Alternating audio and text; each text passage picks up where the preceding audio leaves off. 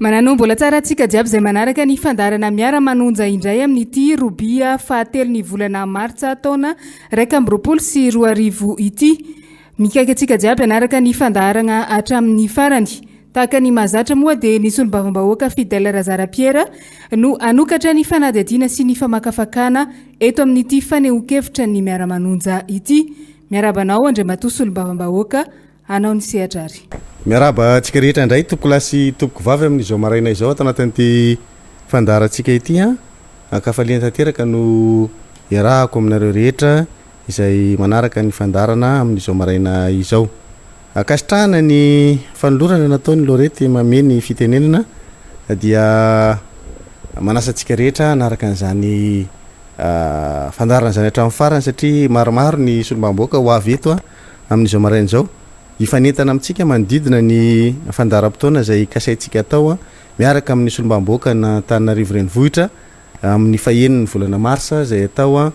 eny amin'ny kianja malalaky ny Soamandrakizay. Ny zavatra tsara apetraka ao anatin'ilay izy dia tsotra. Entsika zany dia mametraka amin'ilay tompona ndraiky mpanjakana ny fahefanam-panatanteraka zany satria raha ohatra ka tsy manao an'ilay tatitra zany ny solombavambahoaka amin'ny faheniny volana Marsa dia mazava be fa miala amin'ny teny izay nataony ny tompona ndraiky mpanjakana zany dia manomboka any amin'ny ataontsika hoe ny préfet amin'ny polisy dia efa niteny an'izany hoe tena faritany lalàna ary zofototra ary tokony atao izany manao tatitra zany ozy izy. Dia raha tsaroantsika tsara tamin'ny fa 7 ny volana febroary dia nanao valandresaka mampanao gazety ny préfet ny polisy n'Antananarivo dia niresaka mikasika an'io hoe fahafahan'ny solombavambahoaka manao tatitra io. Tena tsy nanda ary tsy nitsipaka an'izany ny préfet ary napetrany fa ny lalàna mihitsy no mamela an'izany fanaovana tatitra ho ataon'ny solombavambahoaka izany. Atreto zany tsika dia mametraka hoe ny zavatra ataontsika dia zavatra manaraka ny lalàna ary tsy misy mivoana amin'ny lalàna mihitsy. Noho izany dia nametraka zany tsika hoe izay teny nataony ny tompona ndraiky mpanjakana ny olom-boatendry zany ny préfet ny polisy n'Antananarivo no narahantsika amin'ilay hoe hoeny amin'ny Soamandrakizay tsika tsy tsika namorona an'izany Soamandrakizay zany tsisy niteny an'izany Soamandrakizay zany mihitsy tany aloha fa nangatantsika dia teo Ambojatovo dia nametraka amin'ny préfet amin'izay fotoan'izay hoe ny taratasy napetraky ny solombavambahoaka tiako Madagasikara ozy izy ilay anao an'ilay tatitra dia tsy feno satria tsy nisy taratasy fanofana ny amin'ny resaka fanaovana ny fampiasana an'ilay toerana sisa dia izay no natonga an'ilay izy ho tsy nekena zany le teny Ambojatovo dia nomena ozy izy zany ny kianjan'ny Soamandrakizay ry zareo anaovana an'ilay tatitra. Ho antsika taty amin'ilay antokotiko Madagasikara izay manana an'ilay solombavambahoaka anao an'ilay tatitra ho an'ny voaka n'Antananarivo nefa ny olana antomotra loatra zany le fa 7 ny volana 20 febroary lay daty fa 7 ny volana vao miteny le préfet zany hoe atao any Soamandrakizay le izy. Le Soamandrakizay tsy hoe eo akaikina Ambojatovo ka hoe tsisy olana eto dia miampita eto fotsiny fa lavitra le izy zany dikan'izay mbola tsy maintsy fiantsona ray manokana zany anaovana ny Soamandrakizay dia zay natonga antsika hoe eny ary tsy maninona fa tamin'iny le izy tsy vita noho le hoe alaviran'ny toerana fa amin'ny faheniny volana Marsa dia ataontsika any amin'ilay tenenin'ny préfet le izy eny Soamandrakizay mbola namafy ny tenin'ny préfet io ary ny gouverneur ny Analamanga no hoe tokony andehanana eny amin'ny kianja Soamandrakizay anaovana an'ilay tatitra. Dia zay zavatra zay zany no mahatonga antsika mametraka hoe le kianja Soamandrakizay tsy tsika ny namorona an'io fa niainga avy amin'ilay valandresaka nataon'ny préfet ny polisy n'Antananarivo no nafantarantsika fa misy kianja Soamandrakizay azo mena anaovana an'ilay tatitra zany tamin'izay fotoan'izay. Dikany ny préfet n'Antananarivo zany hatreto dia tsy mitsipaka mihitsy ny fanaovana an'ilay tatitra. Olefako anareo le feo rehefa aveo tsy mitsipaka ny fanaovana an'ilay tatitra izy fa ilay toerana zany no nametrahany olana tamin'ny 20 ny volana febroary. Ko tsika hoe dahoary le toerana tsy ametrahanareo olana mihitsy no ho raisitsika dia ho ampiasaintsika amin'ny faheniny ny volana Marsa araky ny teny nataon'ny préfet iny. Ka eto tsika dia mametraka hoe ny fitondram-panjakana ve zany dia noho ny resaka aya sy tahotra ny amin'ny famaroan'ny olona ho tonga hiainao le tatitra ve zany no atonga azy ireo handa ny zavatra zay fanlazainy sy hanohitra ny lalàna manakery amin'ny hoe tokony anaovany solomamboaka an'izay taditra zay tsy mino zany hoe le fitondram-panjakana am'izao de fitondram-panjakana tsy manaiky ny lalàna satria mampiasa ny lalàna eo am-pelantanana izy rehefa misy zavatra ilany an'izany ka tsy mino hoe izareo tsy manaiky ny lalàna hoe mila manao taditra ny solomamboaka ary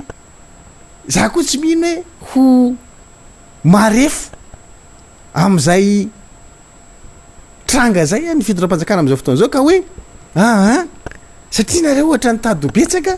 ka aleo tsy atao le izy aleo ilana vany le izy mba tsy ho isy satria raha nisy naniraka anakany somandrakizay de ny fitondram-panjakana am'izao fotoana zao avy amin'ny alala ny préfet raha nisy mbola ny venty an'izany de ny tompona ndraikitra voatendry ao anatin'ny rafitra mitantana am'izao fotoana zao ny teny hoe misy 70 hektara eny somandrakizay no menaka ninona ranakany androany eny le somamboaka enina menada manaiky an'le 70 hektara hoe aloha ary zay hoeny tsisy olana mihitsy fa aloha zay hoeny tsy ny lavaniny hoe aloha zay iveriny amikanjany 13 me na aloha zay iveriny ambojatovo fa aloha ary zay hoeny eny am'so mandrakizay ka dia raisitsika zany hoe tsy mihitsika hoe io fanjakana io de noho ny tahotra no mahatonga anazy tamin'ireny fotoandreny hoe ndanary makany aso mandrakizay nareo fa rehefa makeny aso mandrakizay de mbola matahotra indray izy raha ohatra ka atahorany fitondram-panjakana io zany ambojatovo hoe aza makany ambojatovo fa mampatahotra anay nareo raha makeny ambojatovo aza makeo amin'ny 13 me fa mampatahotra anay nareo raha makeny amin'ny 13 me de mbola tonga ndray somandraka de aza mbola makany amin'ny somandrakizay koa nareo fa mbola mampatahotra anay koa nareo raha makany amin'ny somandrakizay ho aiza ihany ary zany le somamboaka nefa ato anatiny boribory tany enina no tsy maintsy anaovan'le somamboaka anaty tanynarivo renivohitra tatitra ary ny ministra eo anivon'ny fiarovana sy ny fitandrona fandripalemana de fanteny mihitsy any amin'ny toerana zay nalany anareo nareo mandeha lany teto tanynarivo renivohitra reo solomamboaka reo inona ary zany ny olana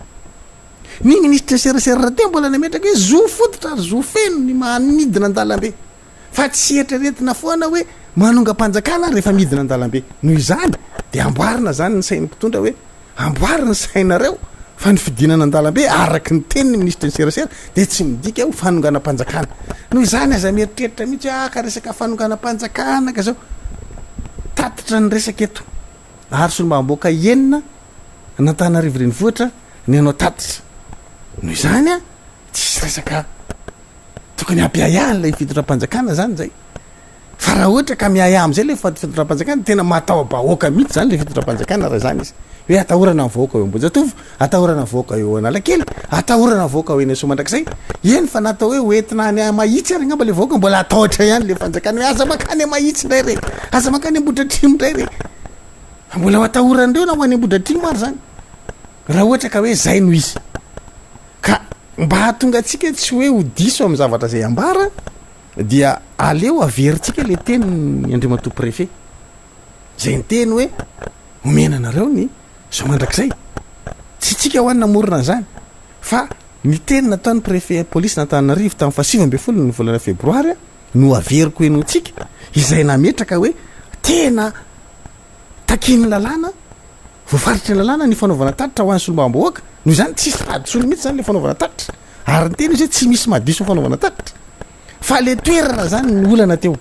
noho izany efa le toerana ekeny le préfet ekeny le fitondram-panjakana zany le somandrakizay io no andehanan'le somamboaka mentsika hoe tsisy zavatra misy tsisy manoarandrana mihitsy ao anatin'izany ary tsy zavatra famototodika fa mira zotra tsara mihitsy dia zay ny amerenantsika ny teteny nandriamato préfet tya irahantsika rehetra miaina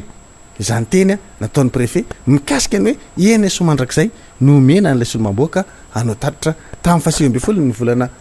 febroary izy no ny teny an'izay tamin'ilay hetsika izay nikasainy ny solomamboaka enina menada ho atao ny 20 volana febroary dia tsy nekeny ambojatovo tsy nekeny ny analakely ary de rahantsika malala moa fa de inona anaovana fampidinana mpitandro filaminana farak'izay zokony iny ny tsy nekeny analakely ka eto zantsika de metraka hoe eny somandrakizay de arahantsika ty teny nataon'ny préfet ty hoe eny somandrakizay no manao tatitra ny solomamboaka enina menada tsisy maharatsy ny tatitra ataony solombavam-bahoaka ary voalazany lalàny zany fa tokony anao tatitra zareo ka rehefa ny fandinika ny teto anivon'ny ONC régional Nalamanga dia nanapa-kevitra fa omena ny zareo zany ny toerana eny amin'ny soa mandrakizay eo amin'ny parkina zany eo amin'ny tany monsieur Rajabalia fatsere amin'ny katolika akory eo zany a dia afaka manao ny tatitra eory zareo satria milaza zareo fa zareo solombavam-bahoaka eto Antananarivo ary mbola ao anatin'ny 5e district fahadimy io toerana io ka azony zareo tsara tao ny manao tatitra eny. Zay ny tenin'Andriamatoa préfet mikasika an'ilay toerana fa zao tsika dia tsy sasatra ny mamerimberina hoe sady faritany lalàna zany no mbola zoan'lay vahoaka mihitsy no mahazo vaovao ary mahafanta-baovao ka mihintsika fa tsy androany no amoaka toetra hafahafa manoloana ny mpiara-mombonantoka ny tompony raiky mpanjakana am'izao fotoana zao satria mitodika aty amintsika ny maso zao tontolo zao tsy fanahinina le izy fa mitodika ho azy satria maninona gaga ny olona mijery ny fietsika mpitondra fanjakana de lasa manontany izy lasa manaraka n'lay zavatra isanandro fivoaran'lay toedra raha hoe inona ndray aiza ho aiza ohatry ny ahoana de zay moa zany ny teny hoe gaga zay fa mbola tsy akory ny akory efa nisy nangady le lalana mitsofoka makeo am'le somandrak'zay mba ho tapaka le lalana zany tsy afahana miditra ao am'le toerana na raha nareo tamin'ny vaovao tam'maly tamin'ny alina moa iny hoe fa ahoana no misy an'izany osikamo hoe fa maninona de manao ohatra ny ara-tsimpanavy e zany sa tahotra ve mahatonga an'izany hoe le lalana mihitsy zany ny angadiana am'izay tsy tafapita eo le olona tsika moa zany ametraka hoe rehefa ny tompony raiky mpanjakana no manaiky fa zay ny teny nambarany de hita ny tompony raiky mpanjakana foana mivaolana am'izany na de nangadiana ary le lalana zay napetrakytsika hoe ara-tsimpanavy eo sa tahotra ny anaovana an'izany fa dia raha ny marina zany de lasa misy antsana eo am'le lalana mitsofoka makao am'y somandrak'zay am'zao tsika miteny zao fa tsy petrakytsika an'izay ny olana fa ny atsika de tsotra hoe io ny teneny tompony raiky mpanjakana ny rahantsika naraka tsara teo ny tenin'Andriamatoa préfet tamin'ny 7 ny volana febroary hoe eny somandrak'zay nareo ny mandeha ka ho atsika de atsika matoky an'lay tompony raiky mpanjakana amin'ny fametrahana ny atao hoe laminasa rindran-damba ao anatin'izany satria na ny préfet na ny ministre ny serasera de mifameno ny zavatra resahany reo ny anankiray miteny hoe voafaritry ny lalàna mihitsy ny fanaovana tatitra ho an'ny solombavam-bahoaka ary tsy misy olana mihitsy ny fanaovana an'izany fa toerana ny problèmany de nyteny ny somandrak'zay izy ny ministre ny serasera moa de efa nahazava be ny lesona nomeny antsika ary mbola averintsika foana ny lesona amin'ity androany ity hoe tena zo fototra ary zo feno zo faratapony mihitsy zany fidinana an-dalambe zany itsika nefa fa mamaritra foana mbola tsy fidinana an-dalambe ty atao tera mato ministra fa tatitra ho an'ny vahoaka aloha ary amina kanja tsy misy lalana fa hoe kanja mitokana zany no anaovana lizy mba tsy anelingela le fifamoivoizana ka apetrakytsika hoe tsy tokony isy olana mihitsy miainga avy am'izany fa tena tokony mifanaraka tsara zany zavatra any hoe ny ministre ny serasera miteny hoe zo fototra ny fidinana an-dalambe ary zo feno ny préfet ny polisy miteny eny somandrak'zay ny mety fa le ambojatovy sy analakely manahirana ny solombavam-bahoaka tiako Madagasikara tsy ny lavaniny fa malala fomba de manaja tsara n'izay toromarika zay de mametraka hoe eny somandrak'zay zany no hanaovana an'ity tatitra ho an'ny vahoaka an'Antananarivo ty koa dia mankahiry atsika rehetra izay hamonjy an'izany sy hiaino ny tatitra mba tsy salasala zany fa amin'ny fahin'ny volana marsa de ny somandrak'zay fotoana tsika anjaran'ny solombavam-bahoaka tiako Madagasikara no fandresy lahatra amin'ny tompona raiky mpanjakana ary manamafy ny fampahafantarana zay nataony mifampiresaka ihany koa mpiara-mombonantoka mba isiny ny fifampiresahana ametrahana fa tokony isy zany fanaovana tatitra zany ary takiny lalàna ary tokony hipetraka ny fahalalàna fa nio-kevitra araky ny teny nataony ministre ny serasera hoe ny mpamatsy vola atsika io izy dia tsy makasitraka ny fanonganam-panjakana saingy kosa de mitaky ny zon'ny olona haneo hevitra ary ny zon'ny olona hanao fitokonana an-dalambe anao fitakina an-dalambe ka dia raisitsika zay teny nataon'izay averintsika hoenao nareo anamafisatsika n'izay zavatra zay nyresana teo zay ankahirizana atsika rehetra hoe raha any amin'ny ataotsika hoe somandrak'izay no fampiresahana dia zay no tazomitsika atreto hoe ena somandrak'izay ny fotoana aza asiana fisalasalana mihitsy fa miasabotsy de ena somandrak'izay tsika sabotsy tontolo enona anaovany tsombavoaka ena menadany tatitra de anjaratsika ny manao an'izay atongavatsika zany amin'ny fotoana io fa raha mbola mirorosaintsika de lasa tsy tonga efa be da be ny nambara teto zay fa dia angamba ny finiavana sisa zany ny andrasana avy any amintsika hoe fotoana anankiray io ahafahantsika mametraka satria hozy izy ny ministra ny serasera raha ny Facebook fa antsika io zay mitabataba de tsisy mihaino atsika any fa rehefa midina an-dalambe tsika izy dia miaino le fanjakana ary rehefa maheno an'iny izy dia mandray andraikitra ny fanandrify am'izay zay ny zavatra nambarana am'izay izy izy voataitra karaha tiatsika hoeny le mpitondra fanjakana zany le zavatra ataotsika de ieny am'ilay an-dalambe ozy anaova iny atsika ty tsy an-dalambe ka raha tiatsika hoeny le mpitondra zany ilay hoe reto avy ny zavatra ny vorina reto avy zavatra tokony tanterahanareo reto avy le zavatra tokony ho fantatra le vahoaka dia mba mandray andraikitra fanandrify am'izany izy gouverner c'est prévoir ary ny fanaovana tatitra nge tombony amin'ny mpitondra fanjakany ahafahany mahita sy mandrindra ny toy ny fomba fiasany ary fatany koa hoe ohatrany ahoana ny etsika le vahoaka hoe ay misy vahoaka tokoa miaino ny reto vitsyanisy reto fa hatram'izay moa maivanina foana kanareo vitsyanisa kanareo zao de sao de tsisy miaino de amin'ny fotoana io rehefa tongotsika de hitan'le mpitondra fanjakana hoe ay tena misy miaino reto olo reto dia manitsy ny diany izy mengy avy am'izay ka zay no anentanako atsika rehetra zany mba tena ametraka firaisakina ary tovy tady dokanga amin'ny faheniny ny volana marsa ho avy zao eny somandrak'izay io tsy ny mpomba ny tiako madagasikara no antsony tsy hoe ny mpomba ny président Marc Ravalomanana no antsony tsy hoe ny mpomba ny président Erajonar Mampianina no antsony tsy hoe ny mpomba ny MFM no antsony tsy hoe ny mpomba tsy zay fa firenena njeretsika hoe tsika mametraka hoe ohatra zao ny fomba fiasa ohatra zao zany atao hoe solombavambahoaka zany zao ny zavatra takina am'izany ary zao ny asa tokony ataon'izany ohatra zao zany fanaovana politika zany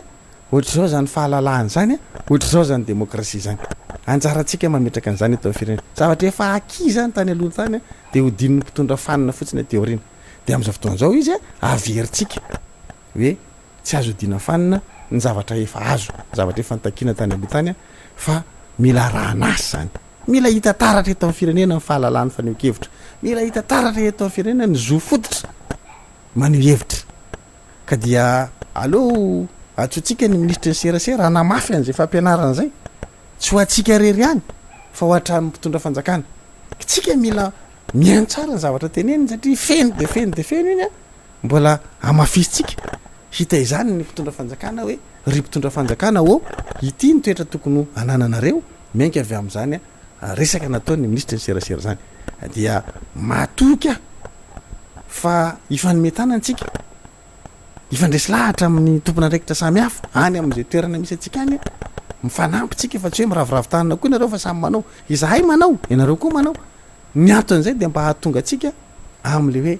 malalaka mifaneho-kevitra eto Madagasikara misy ny demokrasia eto Madagasikara tsy mihina hoe ty fitondra fanjakana ty no tsy ametraka an'izany demokrasia zany eto Madagasikara ka hoe araky ny zavatra efa teneniny no ataotsika de mbola izy ndray ny andeha hiteny hoe de mbola sakananay koa nareo tsy hiditreny fa asa raha zay moa ny ataony de eo tsika zany ao mahita hoe de tsisy marina demokrasia eto Madagasikara fa mijery atsika zao tontolo zao mijery atsika ireo mpiara-mombona antoko reo ary manara-maso akaiky mihitsy sako miteny an'izay hoe tena manara-maso akaiky hoe inona indray ny fivoarany raha mikasika ny somandrak'izay io tena manaraka mihitsy izy ireo mpiara-mombona antoko amitsika reo be da be izy no manaraka ary tsika koa tsy miravoravitahana be da be ny zavatra ataotsika am'izao misy santiny ny efa ndresahako atsika hoe manao an'izao tsika manao tarataso ohatran'izao manao zao fa mbola mitoy izy fa tsy mijanona eo mbola maromaro ny ataotsika satria manina tsika tia anana an'izany atao hoe fanjakana tsara tatan'izany dia akoatra ny resaka tatitra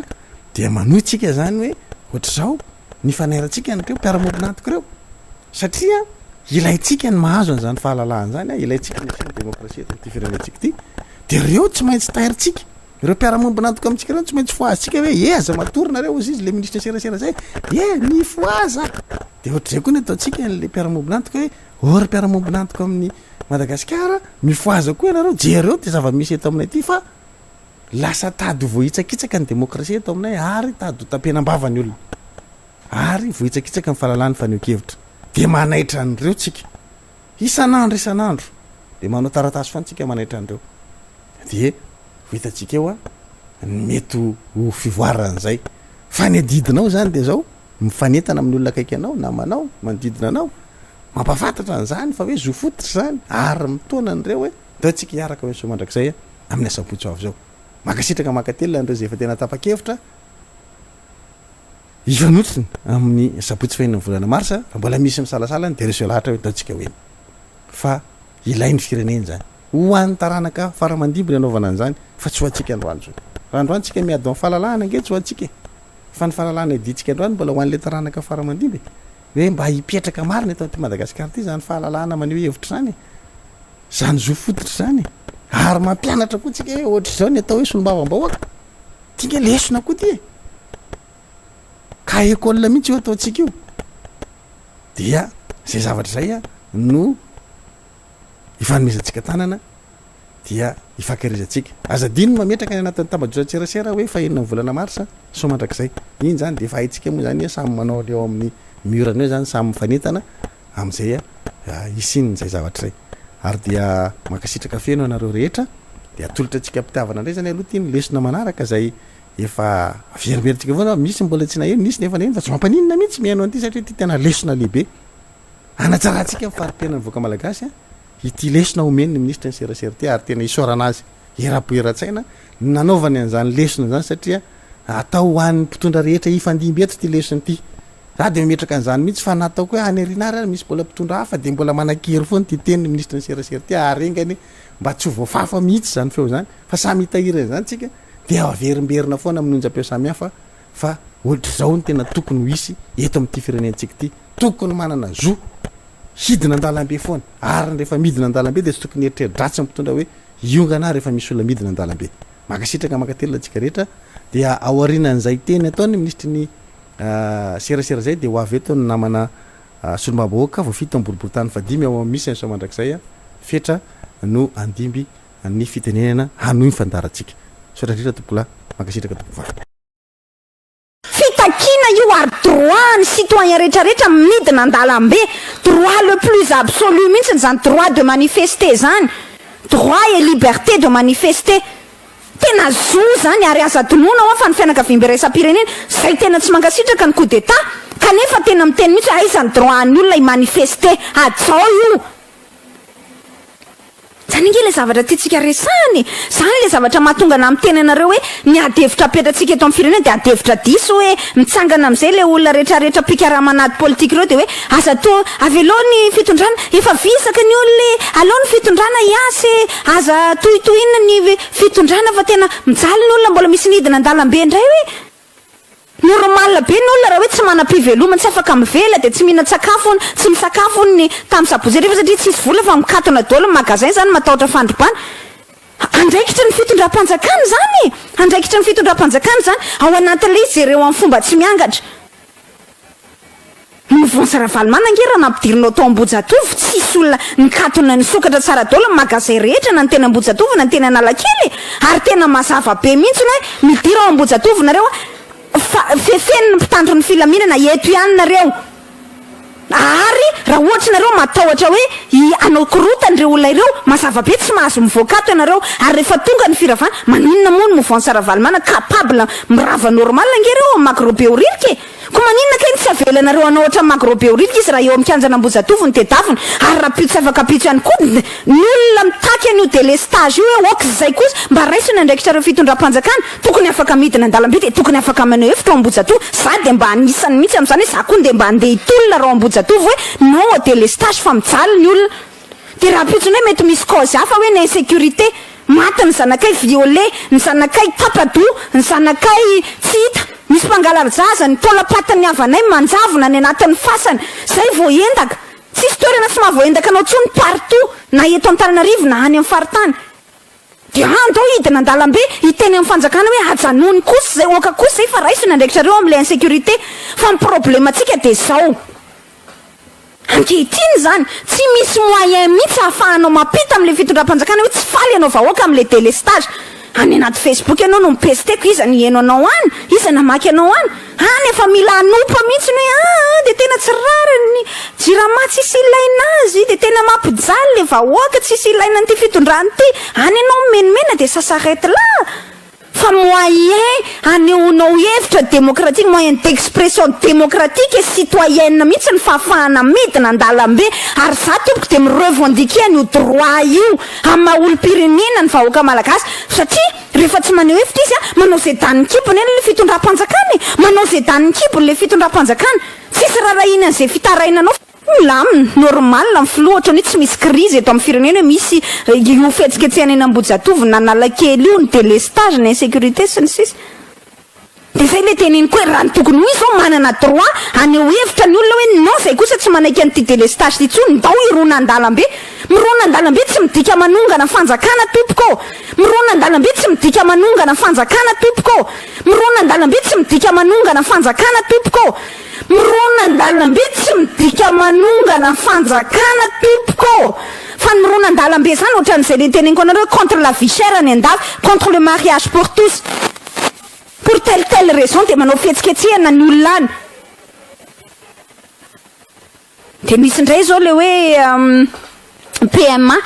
procréation médicalement assistée ngambany izy zay raha tsy disoako le hoe mère porteuse zany zay ngamba ny tena malaza azy farany teo tany Frantsa nanao fihetsiketsehana tsy misy midika mihitsy hoe manongana ny Hollande nefa Hollande zay anisan'ny farany zay tsy tia mbahoaka mihitsy koa ao Frantsa ao fa tsika rehefa mbola tsy mivelatra ny toetsaitsika fa ny antise mpitondra dia hoe sao dia hiongana foana ny antise ny mamaiky an'ilay vahoaka satria zay le tradition nampianarina antsika dia hoe vao midina an-dalambe dia manongana foana ihany koa tsy hivoatra mihitsy ty fireneny ty dia tsy hametra-panontaniana ve hoa le mpitondra fanjakana hoe à 9 mois ny fipetrahany eo amin'ny fitondrana dia efa sakoroka sady indray eny Analakely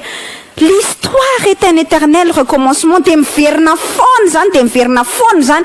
dia mipanika le fitondram-panjakana dia inona mba réaction hitany alefa daholo ry dinosaure politique rehetra izay efa tsy maharesy lahatra olona tsisy crédibilité torameo any tena va jerena ray ohatra ny tena sadasada daholo izay mitrango ao anaty fahitalavitra rehetra tsy miteny endriny sao dia misy miteny hoe niendrika andray io tenenio ko mba tsy mety koa zany any lalatiny zany fa na le hoe ity karazany olona ity indray dia andeha hiaro an'ilay fanjakana dia hitanao mazava tsy misy anamaritana anazy fa mialatsiny amin'ilay teniko masika hoe mercenariat politique any ny azonao amaritana azy c'est du n'importe quoi tsy menatra ve le fitondram-panjakana hoe raha vao maika mba tokony hiaro azy ny object ny tanjona ny inverse an'izay ny tanjona tratra vao maika sorena ny olona dia mizapy dia mahita dia mizapy dia mahita na hiteny fahazato faharivo eo azy reo le mercenaire politique reo mitety hainao manjery dia hoe andeha any amin'ny faritany indray ony andeha anao ino moa zany anasan'ny atidohan'ny olona zany hoe tsara ty fitondram-panjakana ty fa oka mba ilamina fa tsika anao fampandrosoany tsy mahavany olana zany satria ny olany vahoaka tsy any mba te hanana ny ambarany koa ny vahoaka malagasy amin'ny didiratsiraka amin'ny Zafy Albert amin'ny Ravalomanana amin'ny Rajoelina amin'ny Rajonary Mampianina fa le vahoaka malagasy mba te hanana ny ambarany ve mba nisy ny eritreritra hoe ahoana ny anaovana anazy maninona ny boîte de rose ny firenena navelanao mandeha fotsiny nefa ianao nidradradrara tamin'ny fomba officialy sy tamin'ny fomba solennel miezinezina fa hoe hiady amin'ny boîte de rose io aizy zao zany ary reo teny menao rehetrarehetra tsy taterahanao reo promesse non tenue nanomboka tamin'ny fampielezan-kevitra nakaty miazo ny alaheloko amin'ity fitondram-panjakana ity dia le stage io mbola mba tiako ametrahana fanontaniana ary maninona ny tsy mandray andraikitra le fitondram-panjakana miazo ny alaheloko amin'ity fitondram-panjakana ity dia le stage io mbola mba tiako ametrahana fanontaniana boîte de rose hoe fa fantatra daholo ny anarana ianona fa tsy mahita ianao na ray azaka andraisana ndraiky nefa reo migalabona miaina ao anatin'ny arembe ianao malagasy mahantra mitongo vahoomana ny fiainanao any anaty tatatra ny fiainanao any anaty masiso isan'andro anano vary hoaninao tapakibo zanakao mandeha tongotra mandeha mianatra tompotrany efa hitsoatsoahany isan'andro satria tsy voalohany io fatrany rehefa tena tsy voalohany moa ka voaroaka dia mandeha ny ambany tetezana ianao farany ambany tunnel na miakatra ery Ambojatovo ery dia manao bidonville alahelo ny vahoaka malagasy zany satria nareo mpitondro reo nampahantra azy tokony angatahana fanazavana ianareo. On veut demander des comptes, on veut avoir des explications. Zay le izy, zay le tiako tenenina hoe azo ataonareo zavatra maikamaika foana ty hoe araroty ny fatongava marikaravalo manan'izany na eto na any apita na mbola eto Madagasikara na any apita ozy zay iry zay. Rehefa tena ho tonga amin'izay ny fotoana anaovana ny réconciliation nationale azo atsoina foana izy ka tokony mba mandinika ny tsirairay avy hoe hoentinaiza ty firenena ty, hoentinaiza ary inona ny tena tiantsika atao ary ny fanontaniana apetrako foana aminareo vahoaka malagasy. Zay mialatsiny fa masika le teniko fa niany zaza tiana tsy tsitsiana rotsakazo ary fitiavako atsika no itenenako an'izany. Est-ce qu'on mérite ça? Mendrika an'izao zava-misy zao ve tsika? Fa tsika ve zany de lasa ce point là miaritra an'izao zava-misy zao. Tsika koa mba te hangataka fanazavana mpitondra fanjakana. Tsika mba te hiteny amin'ny fitondram-panjakana hoe non, misy zavatra tsy zakanay.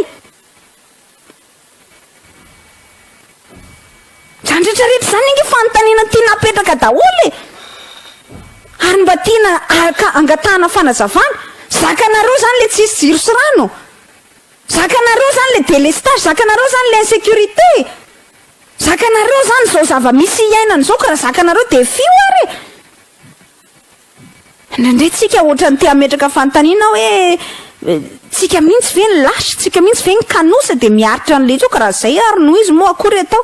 Zako manaitetra sy mampifoa atsika izy mampite hanosongozana o zay namako zay mampite hanosongozana mifoa azy ndry. Zay le tenena de ohatran'izay mihitsy le tiako tenena atsika hoe tsika vahoaka ve de kanosy ny fanehoantsika hevitra tsy midika velively fa manonga-panjakana ary za tsy d'accord amin'ny fanongana-panjakana fa za kosa de mametraka fa tokony hozonao ny maneho hevitra ary za de d'accord raha hoe raha pitsy afaka pitsy ndao aneho hevitra eny an-dalambe atsapany le fitondram-panjakana efa tsy zakatsika intsony de andao andeha ao am'Kianjanambojatovo ny eo alalany zay i manifester de hitany eo hoe marobe ny vahoaka ahoana ny tsy tsara aisany tsy tsara teny izy. Fa tsika tsinona amin'izao fotoana izao on se laisse faire ka mipetraka ny tsika de miaritra trèfle ozy ny fitenenan'ny tanora zay de tsisy raharahin'ny mpitondra atsika satria izy miaina foana mifoha izy maraina mihinana petit déjeuner mahafinaritra tonga ny atoandro mipitondra amin'ny colbert mitsilabolabo mikalabona ka mpitondra tsinona milamina ka mpitondra tsinona normal raha ohatra lavitry ny considération anao vahoaka mijaly le mpitondra. Satria izy na ny embouteillage raha tsy heretany ianao sady eo anatin'ny embouteillage tsy empoka amin'ny mahamay ianao tsy mba afaka mi se permettre mandefa climatiseur satria mitsitsy lasantsy ho an'izay manana fiara. Zay tsy manana fiara moa de mandeha tongotra eny de tara mirima le iry zany teneniko zany de tena tenenao anatin'izay de hoe mijaly le vahoaka malagasy fa matoa le vahoaka malagasy antsana lalina be ny mpitondra fanjakana azy tsika de tsy raha mpitondra fanjakana tsika satria izy mifoa miainga any an-tranony izy ho an'ny filoha moa zany mifoa satria izy mbola mipetraka any avoaloha de mifoa izy de ambraoany aucun problème avec les embouteillages, la pollution, le hafanana izy mbola afaka mandefa climat ihany koa anatin'ny fiarany raha ohatra ka sendra mivoaka azy izy ary izy raha mivoaka misy cortège tsy miaritra ny embouteillage tsy miaritra ny fijalianao de normal izy raha tsy mahita ny fijalianao fa ny any tokony ahitany fijalianao de enao vahoaka mampiseho azy hoe mijaly zany délestage zany tokony azo hitinana an-dalambe mihitsy zany amin'ny alalan'ny fandehanao Ambojatovo ary zay no mahatonga amin'ny teny hoe sokafy eo Ambojatovo io afahan'ny olona maneho hoe tsika mitondra banderole ianao Andriamatovo fa ao ny problème na délestage tsy rarahan'le mpitondra ngetsika zany no mahatonga ny olona any an-dafy rehetra any ary zany pratique démocratique zany tsy tokony amezatsiny ny vahoaka malagasy mihitsy raha ho tonga amin'izany. Maninona ny any an-dafy any contre la vie chère manao fetsiketsena mitondra vilany eny an-dalambe akapokapo ny vilany eny an-dalambe mitondra sotro mitondra vilia mitondra inona milahatra ny asa raha zany milahatra à des kilomètres et des kilomètres de distance fa niary zany mba ozy hoe allo Ambojatovo zany pour éviter les débordements satria tsika malagasy mbola tsy mahay mifehy zay le teneniko anareo hoe tena antsana lalina be ny mpitondra fanjakana azy tsika de tsy raha mpitondra fanjakansika satria izy mifoa miaingany antranony izy ho an'ny filoa moa zany mifo satria izy mbola mipetraka any avloa de mifo izy de ambraoany aucun problème avec les embouteillages la pollution le hafanana izy mbola afaka mandefa climat ihany koa anatin'ny fiarany raha ohatra ka sendra mivoaka azy izy ary izy raha mivoaka misy cortège tsy miaritra any embouteillage tsy miaritra amin'ny fijalianao de normal izy raha tsy mahita ny fijalianao fa ny any tokony ahitany fijalianao de enao vahoaka mampiseho azy hoe mijaly zany délestage zany tokony azo idinana an-dalambe mihitsy zany amin'ny alalan'ny fandehanao Ambojatovo ary zay ny mahatonga amin'ny teny hoe sokafy lo Ambojatovo io afahan'ny olona manao hoe tsika mitondra banderole ianao Andriamatoa lo fa ao ny problème na délestage tsy rarahan'le mpitondra ngetsika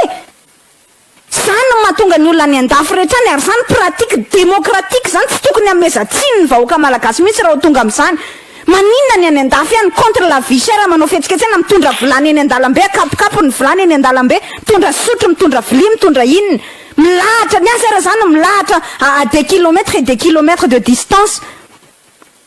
fa niary zany mba ozy aho hoe alao Ambojatovo zany pour éviter les débordements satria tsika malagasy mbola tsy mahay mifehteny zay de fehezam-pitandro filaminana de ao aloha maneho hevitsika hoe non ok'izay ty délestage tena mandripaka tena mampijaly mamono vahoaka ity tena mamono vahoaka nge le délestage tsisy ninina azonao atao ary io tsisy maly zao alahady de mbola tapaka ny jiro teny ivandro sy ny manodidina teny mandritra ny ora maro andro alahady za moa zany de tsy miresaka tsony za manana fianakaviana ny Toamasina fa tena isan'andro san'andro memenina sara raha misy jiro manomboka mivaly marana ka midimy ora riva tsisy jiro tsisy ninina azonao atao zany potika daholo ny zavatra ao an-trano de mendrika an'izany fetsika vahoaka malagasy reto mendrika an'izany fetsika ny any andafy any na de hoe suppression na personnel isy fotsiny aza anatina orinasa anankiray de efa mampidina an-dalambe ny olona fa tsy midika fanonganam-panjakana mihitsy zany ary tsy matahotra Barack Obama aizay François Hollande raha ohatra ka nidina tamin'ireny le nisy an'le hoe inona moa ty izy teo saika anakatonana usine zany tany Frantsay ireny tany Bretagne iny raha tsy diso ahako nidina an-dalambe fa tsy hoe matahotra Hollande mizongosina ny sisako iongana non isan'andro any amin'ny Maison Blanche eo alohan'ny Maison Blanche any États-Unis ary za témoin an'izany nahita maso isan'andro eo alohan'ny trano fotsiny ny firenena mikamy zany eo alohan'ny trano fiasana ohatrany hoe eo alohan'ny io lapany Ambotsoroatra io misy olona manao fihetsiketsehana foana manohitra ny guerre tany Afghanistan manohitra ny guerre tany Irak manohitra ny zao manohitra ny fantatsika zao tany nisy an'le tovolahy mainty nodaroany mpitandro ny filaminana Michael Brown ny anarany de mihetsiketsika ny olona manohitra an'izay fa tsy hoe matahotra Barack Obama ao Maison Blanche iongany eto raha misy manao fihetsiketsehana iongany eto raha misy manao fihetsiketsehana iongany eto raha misy manao fihetsiketsehana ka maninona ny atsika no atira vao misy hoe mia fihetsiketsehana fotsiny na fihetsiketsehana inona na inona de tonga de matahotra iongana foana le fanjakana fragile nge zany le fanjakany matahotra le fanjakana ary normal le fanjakana hoe fragile de manao panika de manao foana ohatran'io raha zany ao amin'ny toeran'ny filohan'ny repoblika ary mba ampitiavana ny tenenako azy an'ity fean'izay resako zay Andriamatoa filoha raha rao reny olona ao anatin'ny MSA inona zay mipotra amin'ny fahitalavitra rehetra vao maika mahasorena ny olona aminao ary tsy reny olona reny nge mahasorena ny olona fa tena hoe mba tsy mety kosa ty ataon'le filoha pireneny ity reny olona reny vao maika manimba ny imaginao ary mandrava ny crédibilité anao satria hita olona mazava hoe tsy hitandray zay atao de manao fikaramana anady ara-politika fa tena raha zany ao amin'ny toeran'ny filoha le mode le fomba fanaovana le communication aloha de tena la soviétique mihitsy tamin'ny andron'ny amiral Ratsiraka nge nahitana andreny tamin'ny révolution socialiste hoe raha vao misy anna kely de mipotra tamin'izany fotsiny amin'izao fotoana zao ozy ny mpandigny zay avec plus de chaîne fotsiny maromaro fahitalavitra tamin'izany moa zany tamin'ny RNM TVM de mipotra manohana fanjakana foana ary mpikaramanady ara-politika raha vao misy zavatra de mipotra mitety média fa vao jerevanao fotsiny aloha de fa te hizapy ianao fa mampalahelo fotsiny mizapy ianao de le tête fotsiny miova fa toujours le même langage amin'ny fahitalavitra fa de mizapy ianao zany daholo ny hitanao de soreny ianao farany de le fahasorenan'ny olona zay nefany mivondrona makany amin'ny filohan'ny repoblika fa tsy amin'ireo oloreo nge tsisy dikany amin'ny olona aotra ny crédibilité andreo fa makany am'le filohan'ny république le mécontentement ny olona de lasa il capitalise le mécontentement tsy haiko na fiteny zany mba paradoxal zany zavatra teneniko zany le capitalisena mankoatrany hoe dans le sens positif du terme fa iniko atao an'izay mihitsy mba ahitantsika hoe misy zavatra paradoxal mamenatr'olona ao anatin'io raharaha io lasa mivondrana ny filohan'ny république daholo mifahatezeran'ny olona ray manontolo anka ny zanaky dada tezitra aminao ny tsy zanaky dada ihany koa tezitra aminao hoe maninona ny tsy voafehanao fihetsiketrehany zanaky dada de tsy ahafahanay miasa araky ny tokony ho izy zanaky dada moa zany efa tezitra amin'ny zanaky ny tsy zanaky dada moa zany efa tezitra amin'ny zanaky dada de mbola tezitra amin'ny fitondrana ihany koa de ny zanaky dada ndray koa mbola tezitra amin'le fitondrana hoe maninona zay ny tsy avelanao manao fihetsiketrehany dikan'izay zany na miodina makaiza le fitondrana na miodina makaiza diso satria tsy miheno ary tsy manitsy zay ny fony io problème io raha miheno ty fitondram-panjakana ity tsy ohatran'io fandehan'io raharaha io za de minoahany zany nareo fa tsy miheno mihitsiny ho tonga amin'ny fitenenana hoe anarina foana fa tenenina foana fa zay vao tena nenina eo tokoa raha ohatra ka ho tonga amin'ny tena hoe fanonganam-panjakana tokoa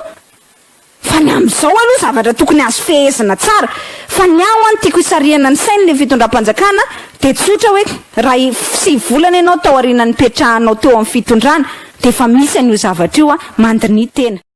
miarabatsika manaraka n'izao fandarana miara manonja izao dia faly mifampitafatafa sy ny mifampiresaka amintsika indray ny tenako amin'izao alarobia maraina izao voalohany indrindra aloha dia fisaoranan'andriamanitra no mbola nanomezany atsika tombonandro ka araky ny teniko teo afahatsika mbola mifampiresaka eto androany ny faneho-kevitra tiako hoentina ny androany dia voalohany indrindra aloha dia mahakasika ny tatitra izay kasaina atao amin'ny asabotsy eny amin'ny kianjany soa mandrakizay kianjany soa mandrakizay ho an'ny tsy mahita sy tsy mbola mahalala dia eo anelanelan'androibe sy ny soavy masoandro ary ny faritry ny akadikely ilafy iny faritry ny ilafy iny fa ny hokevitra androany dia iopana mahakasika ny fanetanana momba ny tatitra zay ho ataonay solom-bavambahoaka enina voafidy teto amin'ny commune Tananarivo renivohitra zany hoe ny firaisana voalohany ka hatramin'ny firaisana fahaenina resabe tokoa tatoato ny mahakasika an'izay tatitra zay taorina ny fanindrinay ny anna tanteraka zany tatitra zany teny Ambojatovo nisy moa ny fandava ny tompon'andraikitra ara-panjakana no ny antony zay raha ny hevitray dia tsy hoe tsy de nitombona loatra fa tena tsy nitombona fa nanaiky izay satria lazaina fa misy tompon'andraikitra maefa eto amin'ny firenena na zany na tsy zany nefa dia tsy hainy tsy haneo hevitra manoloana n'ireny fandavana nataony ny tompon'andraiky mpanjakana ireny sy manoloana n'ireny atao hoe fisamborana amin'ny tsy ara-drariny fampiororona atao amin'ny vahoaka mpiray-tany razana fampiororona sy fanagadrana ho iateo ho an'ny olona zay naniry anatrika an'izany taty zany ampilaminana mamparely satria aizy zany olona zany ankehitriny any amponja misy ray aman-dreny misy ray tapo manambady aman-janaka nefa dia tatitra ny letriretina hoenona sy fanotrana taminay solom-bavambahoaka nefa ny fonja ny varavara ny fonja no ny vo azy ireo any ny tiako anaovana faneho-kevitra voalohany indrindra aloha sy fitakina aminareo mpitondra fanjakana atao hoe maefa eto amin'ny firenena misy ny tsy ara-drariny misy ny fanapara-pahefana misy zay fampiororona zay tena hoe terrorisme raha zay ny azo ilazana azy terrorisme mpanjakana na hoe fampiororona reo manana fahefana misy ihany koa ny mpitsara rehefa teny nataoko tia talohany ny faharoapolo ny volana febroary iny hoe ho anareo tompon'andraikitra ho anareo manana fahefana isan'izany ianareo mpitandro filaminana isan'izany ianareo mpitsara misy ny baiko zay raisinareo satria meny eo ambaniny meny ianareo nefa na izany na tsy zany miheritrereta ihany miheritrereta satria olona tsy manatsiny tondrotondrona ary voapirofo izany tamin'ny alalan'ny oronatsary zay niarahany vahoaka malagasy nahita sy zao tontolo zao nahita hoe tondromolotra alako bika tsy tiako tare mpifanandrina ara-politika dia any amponja miandry ny fitsarana ny fahefatra ny volana aprily. Mampalahelo satria eo ny tokony ifampitaizana satria ao ny tsy fahalalana aloha an'ny akamarony ny vahoaka malagasy, ao ny tsy fahafantarana ny tena lalàna, variana ny vahoaka, indrindra ny vahoaka madinika zay mandrafitra ny 5 isanjato ny vahoaka malagasy. Tsy ampy zany fahalalana zany, tsy ampy mifahafantarana an'zany atao hoe farafakely indrindra ilaina amin'ny lalàna, ka dia anatin'ny fahasairanana no anararota mpitondra manabado, mandrebireby, mamitaka, atao hoe mamandalitra mihitsy aza. Ka ny porofon'izany ohatra dia reny fifidianana ny fandimby tato ato,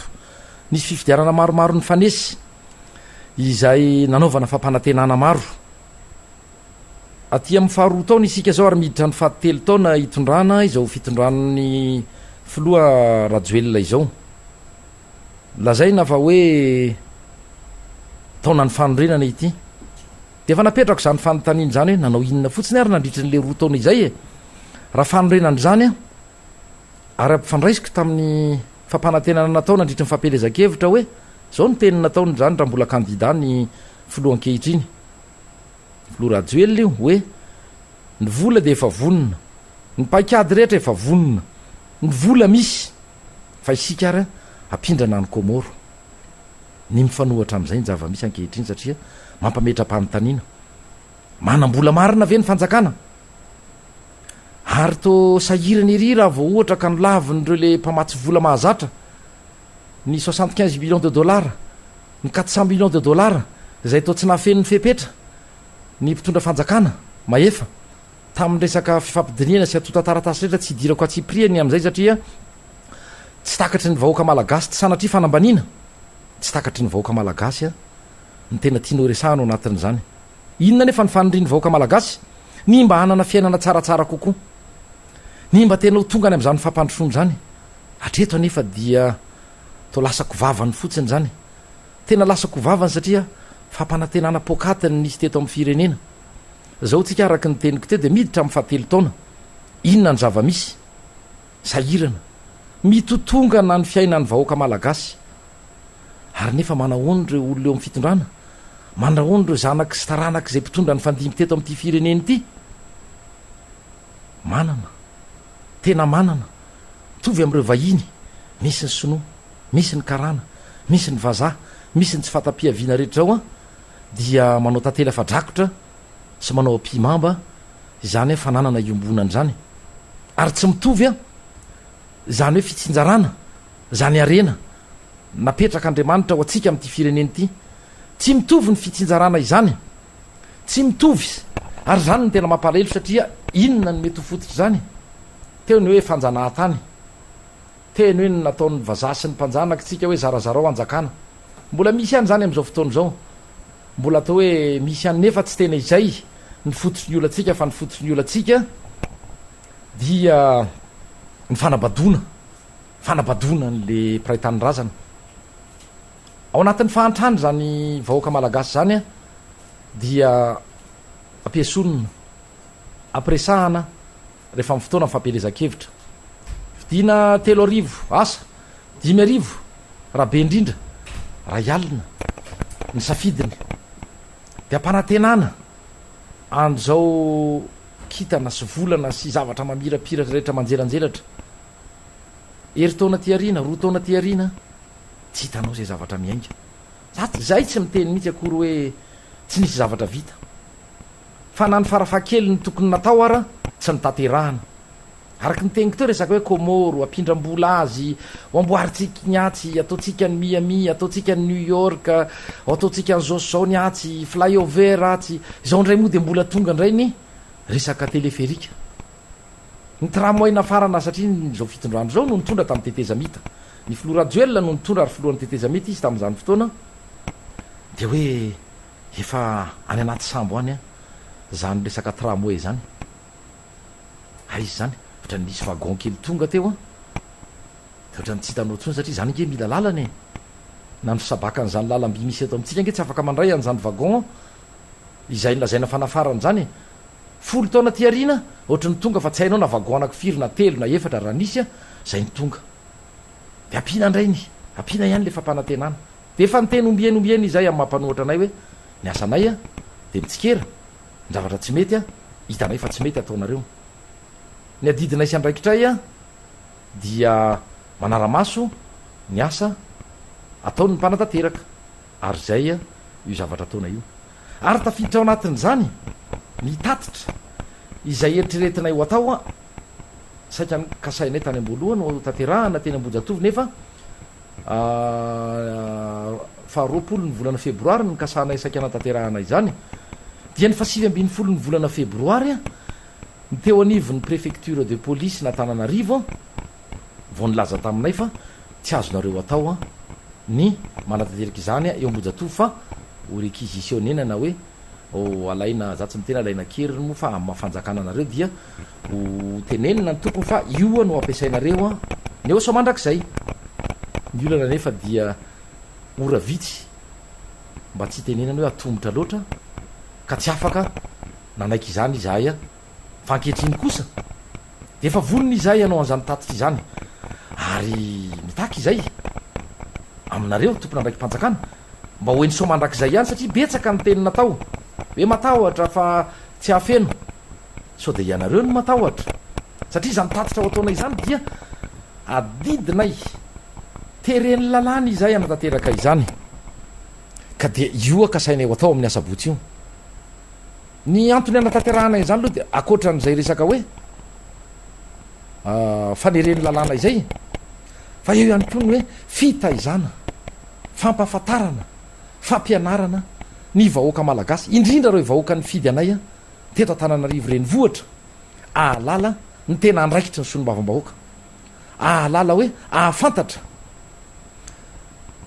inona natao tamin'ny volam-panjakana satria fananana imbonany zany ny mpitondra de natao fotsiny ihany hitantana amoaka sy apiditra ny vola ary mandrindra mitsinjara izany vola zany amy tokony ho izy arakarak'izay voafaritry ny lalàna mifeny teti-bola tena izay marina ve nefa misy zava-misy malahelo milaza amitsika fa tsy izay ny zava-misy ary io no mampitatatanay eto mampitatatanay izay avadikiny eo amin'ny fitondrana sy ireo mpomba azy hoe famafazana lainga fanopana endrika fikomina endrika manao zay tsy tiavan'ny olona ny fanjakana izahay aloha tsy natao aprisika ny olona ho tianareo a izay aloha tsy natao andresy lahatra ny olona anao zay tiavany anareo fa rehefa vitanareo tsara kosa ny adidinareo ary mifanojo amin'ny fampanantenana izay nataonareo nandritry ny fampelezakevitra sy tao anatin'ny politika akapobeny ny fitondrana zay nentina terenivony antemera-pirenena zay ny lanina teny lanina 100 laninareo teo atao hoe mpomba ny fitondrana 100 sy ireo pisolelaka manaraka azy de eto zay mametra-panontaniana aminareo hoe aiza ho aiza ary zany aiza ho aizy zany zavatra rehetra nampanantenana nanomboka tany amin'ny fampelezakevitra nandritry ny tondranareo ro taona mahery kely izao tsy niteny mihitsy zay tsy zava-bita laingy zany tsy niteny mihitsy izahay hoe nananompanareo mba avereny hoe noronam-piso orona-tsary afahanareo milazany zany ianareo ny hoe tsy manao e fa irairainareo any amin'ny ainao manjery zany any amin'ny gazety sy ny rehetrarehetra any hoe manompa fotsiny a sy mandainga de miteny aminareo zay ndao tsika ifanatrika tonga afa manatrika ny tatitra ho ataona eny de eny ianareo mahita hoe lainga ave misy fanompana ve nataonay teny misy tsy marina ve zany teny a ho ataonay a eo anatreny vahoaka izany ary mbola miantso anareo ihany ko satria raha tatitra solombavam-bahoaka izay solombavam-bahoaka amin'ny Madagasikara voafidy teto Antananarivo renivohitra distrika enina tsy solombavam-bahoaka nyreny fidy anay ihany izay a fa solombavam-bahoaka atsika malagasy rehetra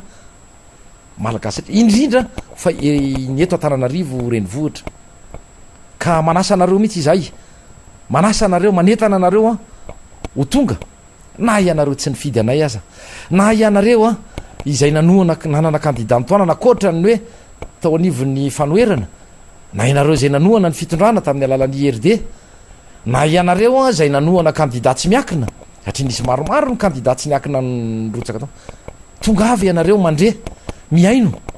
nitatitra zay ho ataonay satria ho tatarainay aminareo ny zavatra rehetra ny ainanay nandritry nyzay atao hoe nasolombavambahoaka eo ihany fa nandritry ny fivoriana zay nytanterahana farany teo zay anympananay kokoa ny lahateny sy nytatitra izay ho ataonay eny amin'ny kianjany soa mandrak'izay amin'ny asabotsy fahaenina ny volana martsa ho avy izao ny resaka fandaminana ny resaka fitandrona ny filaminana sy ny fandripahalemana dia mitodika aminareo mpitandro filaminana izahay ianareo am'tafika ianareo ao amin'ny zandary mari pirenena ianareo ao amin'ny polisy pirenena raha ny teny filamatra sy ny teny ambety teny tatoato sy ny nareo nandritry ny fitondran'ny fandimby reny dia hoe hoan'ny tanyrazana ho an'ny zandary tsy tsaroko loatra tsony ho an'ny hafa fa zao le izy hoe iaro ny vahoaka sy ny fananany ianareo izahay dia fantatrareo diso fantatrareo loatra ny avy eo anivony tiako madagasikara izay mpikambana ihany keo anivo miara manonja ao ny misy ty mpanaradia ny filora valymanana aza de variana loatra foana re manaratsy anay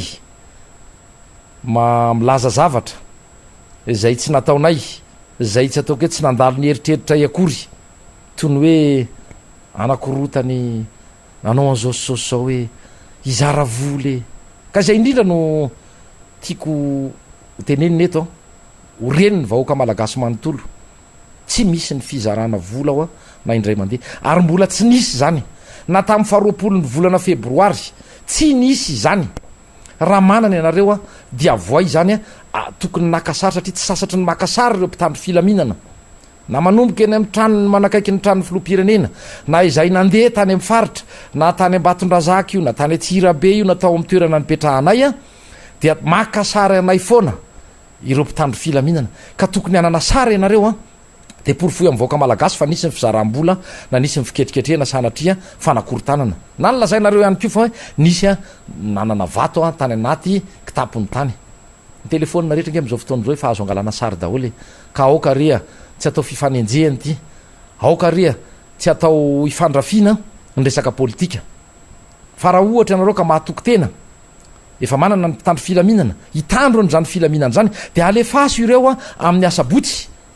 makeny so mandrak'izay na miodidina nireo vahoaka ireo manodidina eny miaino fa tsy sanatria misy any ambadimbadika any resaka politika maloto toy ny fanaon'ny sasany dia hoe hitondra olona eny sanatria fa nandrehan'zany izahay tamin'ny alalany renseignement zay azonay hoe misy olona izara vola eny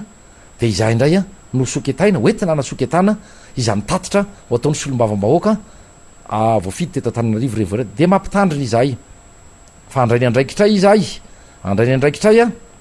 ireo le atao hoe tompona andraikitra izahay mitandro ny filaminana de ho atolotra ianareo manam-pahefana anareo mpitandro filaminana sy hotoriana hatreny amin'ny fitsarana zay sanatry tratra ka mandoto izany tatitra madio milamina ka sainay atao izany aloha ampianarana am'izay ny vahoaka malagasy za tsy miteny akory tsy may maro ny zavatra tsy fantany variana amin'ny resaka fitadiavana variana amin'ny resaka fampianarany janany izay tsy mbola tena tomombana am'izao fotoana zao variana amin'ny resaka hoe fomba hitsabony tena maro be zany manahirana azy amin'ny andavanandro manodidididina an'izay no arapany moa ny tena tadiaviny ka oka tsahatra treo zay resaka fanabadona izay resaka famafazana lainga resaka fifanaratsiana fa fantatrareo tsara loatra ho izahay manahoana ny fomba fanaovanay politika manahoana ny filaminanay rehefa manao etsika ara-politika manahoana satria mety adika anareo fa ndraindraiky io ny tena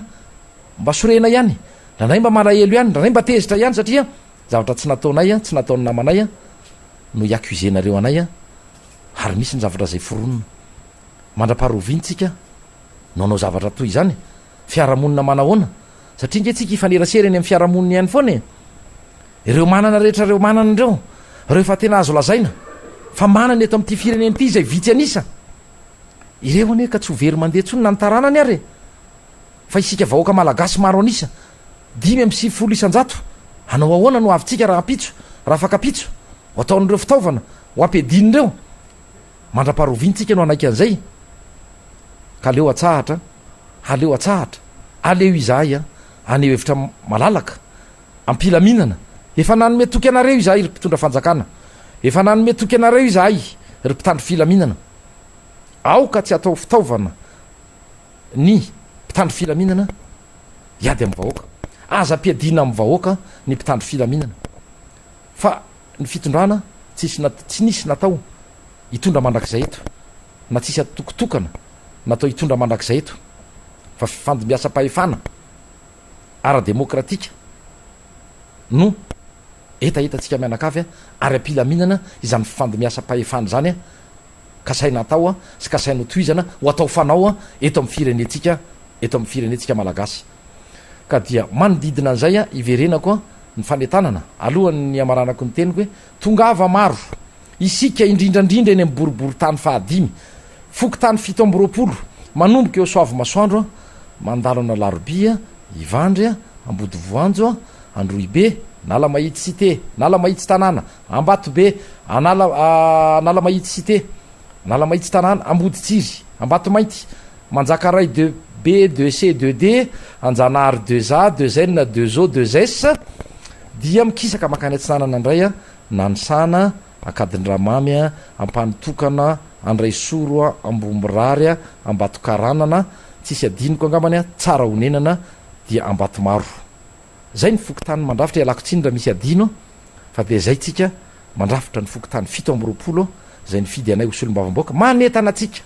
fa mila mahafantatra ianareo adidinay ihany ko no manao tatitra aminareo satria ianareo vahoaka no nanakarama anay volam-bahoaka no karamanay a sy ny tambo karamanay a zay raisinay a eny amin'ny antemera-pirenena ka izay adidinay no mitantara aminareo no manambara aminareo hoe inona ny asa nataonay teny a nandritry n'izay fivorina farany a ny tanterahana indrindrandrindra teny amin'ny CCI vato a sy teny amin'ny antemera-pirenena nandritry n'izay rovolana tamin'iny farany taona 20 ka dia manatena fa ho tonga maro ianareo ary manetana anareo anaja ny fitsipika sy ny fandaminana izay napetraka ny mpikarakara aroka tsisy ny sakatsakana otoy ny natao a todika aminareo mpitondra fanjakana raha samy maniry filaminana sy fitonina isika dia miteny aminareo izay hoe aoka tsisy ny sakatsakana na atao amin'ny alalan'ny mpitatitra satria raha nanao ianareo a fambolekazo mampatsiany tenako teny talatany volonondry de tsy nisava ianareo a na fiara anankiray aza ka tokony a tsy manao a mizana mitanila ny fitondram-panjakana ianareo zandary a ianareo polisy a izay a mandrindra ny fifamoivozana sy manao an'ireny atao hoe police de la route ireny de manatena fa efa malagasy tonga saina isika rehetra malagasy maniry fitonina sy filaminana ary fampandrotrona ary malagasy a te hianatra malagasy a te hahafantatra malagasy te hahalala satria tsy afaky ny androso mihitsy isika fa ho rebirebeny zay mpitondra amin'ny fandimby eo a rehefa tsy mahafantatra ninininy isika ka te hahafantatra ianareo tongava eny so mandrakizay a amin'ny asabotsy fa enina ny volana marsa ka dia eny sika mifankahita manatena fa dia anaraka an'izany fitsipika zany ianareo a mararana ny teny koa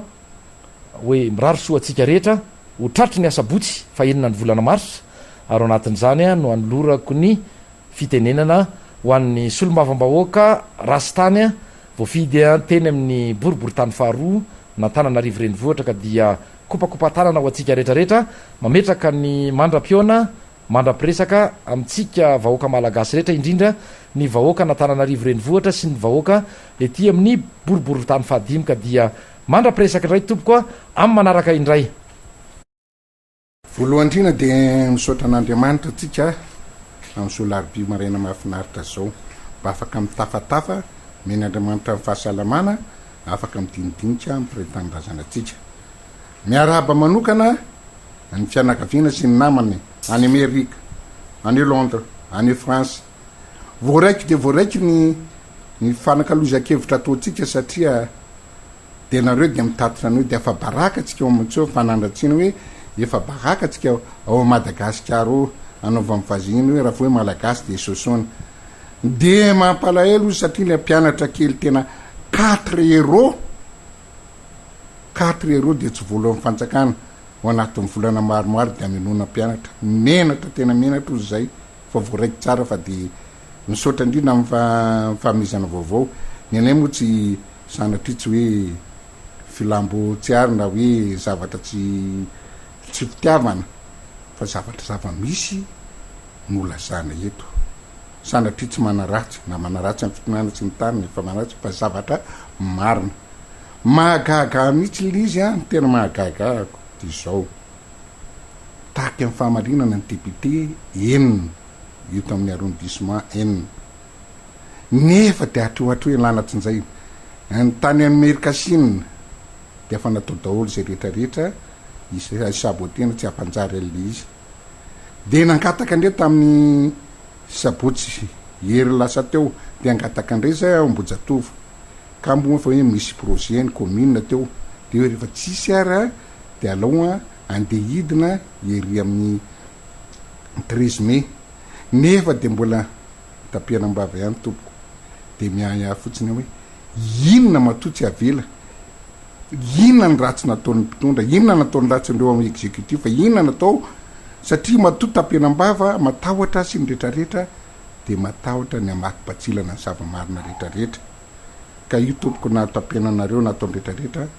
ny fitaovana moderna fa misy rehetrarehetra le izy na tapianareo ny radio na tapahanareo aby zay azo tapahana ny zavatra rehetrarehetra efa moderna fa afaka ampitana izy daholo de ny zavatra mahagaga ana de mahagaga ana de ty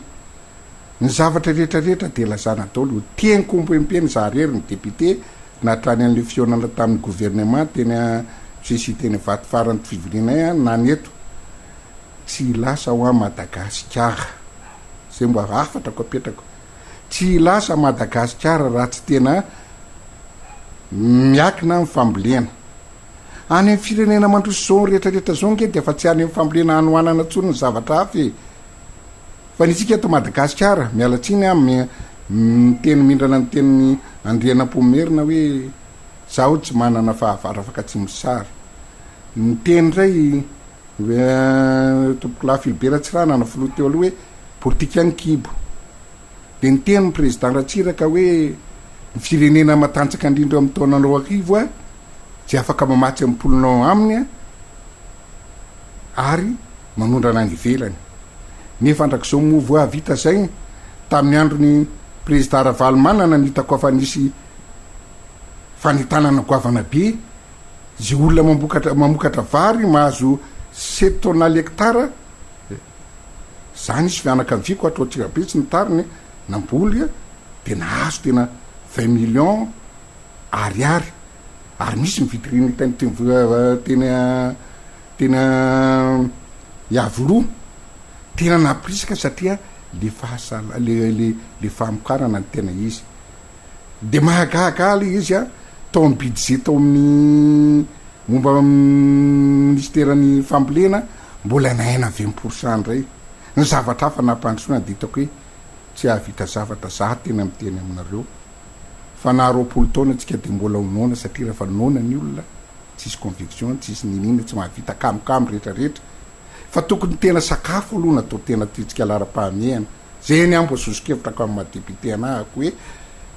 afa manana traike fa mbo manana expérience hita teny ambanivohatra sy ny rehetrarehetra de tokony aona mafisina mafy satria raha ny tonga zao ny arety mandoza ty covid ty tamin'ny fiboana rehetrarehetra regny za tsy manao manisa tokony ahasovahana Madagasikara satria ny atony de ty 80% de mpamboly avokoa de maninona tsika raha na remarque tsika fa tany ambanivohatra rehetrarehetra nge tompoko afaka namokatra tsy de voaloatra ndrehetra fa tamin'ny villa rehetrarehetra ny tratra satria tsy mandetropile sy ny tany fa eny etsahany rehetrarehetra raha fetso amin'ny fanjakana le vola tena bedabelona nina sy ny rehetrarehetra tany amin'ny zavatra tsy izy nanaovana zavatra projet raha nampina ny tatsara tam'ireny mena masom-bolo tsara mena barahady tsara mena nrehetrarehetra zay projet rehetra miprofitena firenena rehetrarehetra mijaly nefatsika tokony voko tena tena voasahana ary sakafo ka zay ny zavatra tena ataoko mba ataovy retoko mba jerevy le izy mba jerevy ny firenena malagasy zarero any député samy tenan'izany hoe raha tsy tenatena amin'ny 80% fambolena jerevy ny any France zao mifatatsika any France mifantatra hoe efatsahantsika akakitahaka ny azy zany tena tatsaha zany tena ny mpamboly tena mena volany ny banka atao zay facilité morazao anazy de jerevana reo raha mbo mandeha camion makany France andra manany misy ny any sakana ny zandarma tsy olona grevy sy ny tariny any azy ny zandarma misy ohatrany eto amitsika fa makazo kely izy de voany reservoana ny tôbila jereny hoe fiolona le fiolona io ny azy gazoal natao tena apahefa ny gazoal misy eto amitsika fiolona hoany tatsamy mampiasa an'io amin'ny tracteur sy ny rehetrarehetra ary masom-bolo sy ny rehetrarehetra ary jerivony any azo atsika tsara mihitsy raha ny Eropa manontolona ny rehetrarehetra raha mandeha anao ny teniboatra rakitra azo ny tambolo rakitra katsaka tambolo rakitra varim-bazaha tena voky tena manana surtout production izy afa-tsy antsony ny olany nefa tao amitsika nefa de jerivony ke mididina kely anaova miala etra tanarivona rotsy na ny akizy ary fa firy-taona tsy mikoloty fa tena zavatra any sady nona ny aretina sy ny rehetrarehetra de tsy mbo mahaotsa atsika ve zany ka zay nataoko atsika malagasy hoe andao re mba tolona am'izay tsika de zavatra itraitra sy ny tariny sy ny rehetrarehetra fa tonga de le lara-pahamena inona ny lara-pahamena tsy maintsy atao Madagasikara mandeha ohatra dokororotsika izy hoe tilo ny zavatra voalohany ataotsika andaotsika amboly vita ny fambolena mivoky tsara tsika mieritreritra zavatra hafa zay fa tsy tonga de le araka le fitaintsy hoe ny tsika raha voanao zavatra tonga de any amin'ny deuxième étage aiza moa no ratsy fotra tsy mandeha misy tsy mipasy za miteny anareo miteny anareo ahako miteny atsika mianakavy ahako fa raha mbola io nytoizana nizaniza mpitondra eo tena meko na mbola 20 taonara vo maika miamantra atsika malagasy jerivo ange tamina velany za tsy hoe manaso azy tamina velan'ny président Ravalomanana ange mbola 8000 ny FMG ny dolary zao afa mitombo folo avy eny de raha mbola tsy ohatran'izay foantsika satria manafatra vary firy taonina hatrany an-tafy vary fotsiny zavatra tsotsotra ny hoetoko akoatrany zavatra rehetra mandafatra vary firy taonina avy any an-tafy 4 na antsika de le vola kely efa nanana divise sy ny rehetrarehetra mbola avidianana n'izany rehetrarehetra zany ary tena mino fa raha ohatran'izao foana ny targetra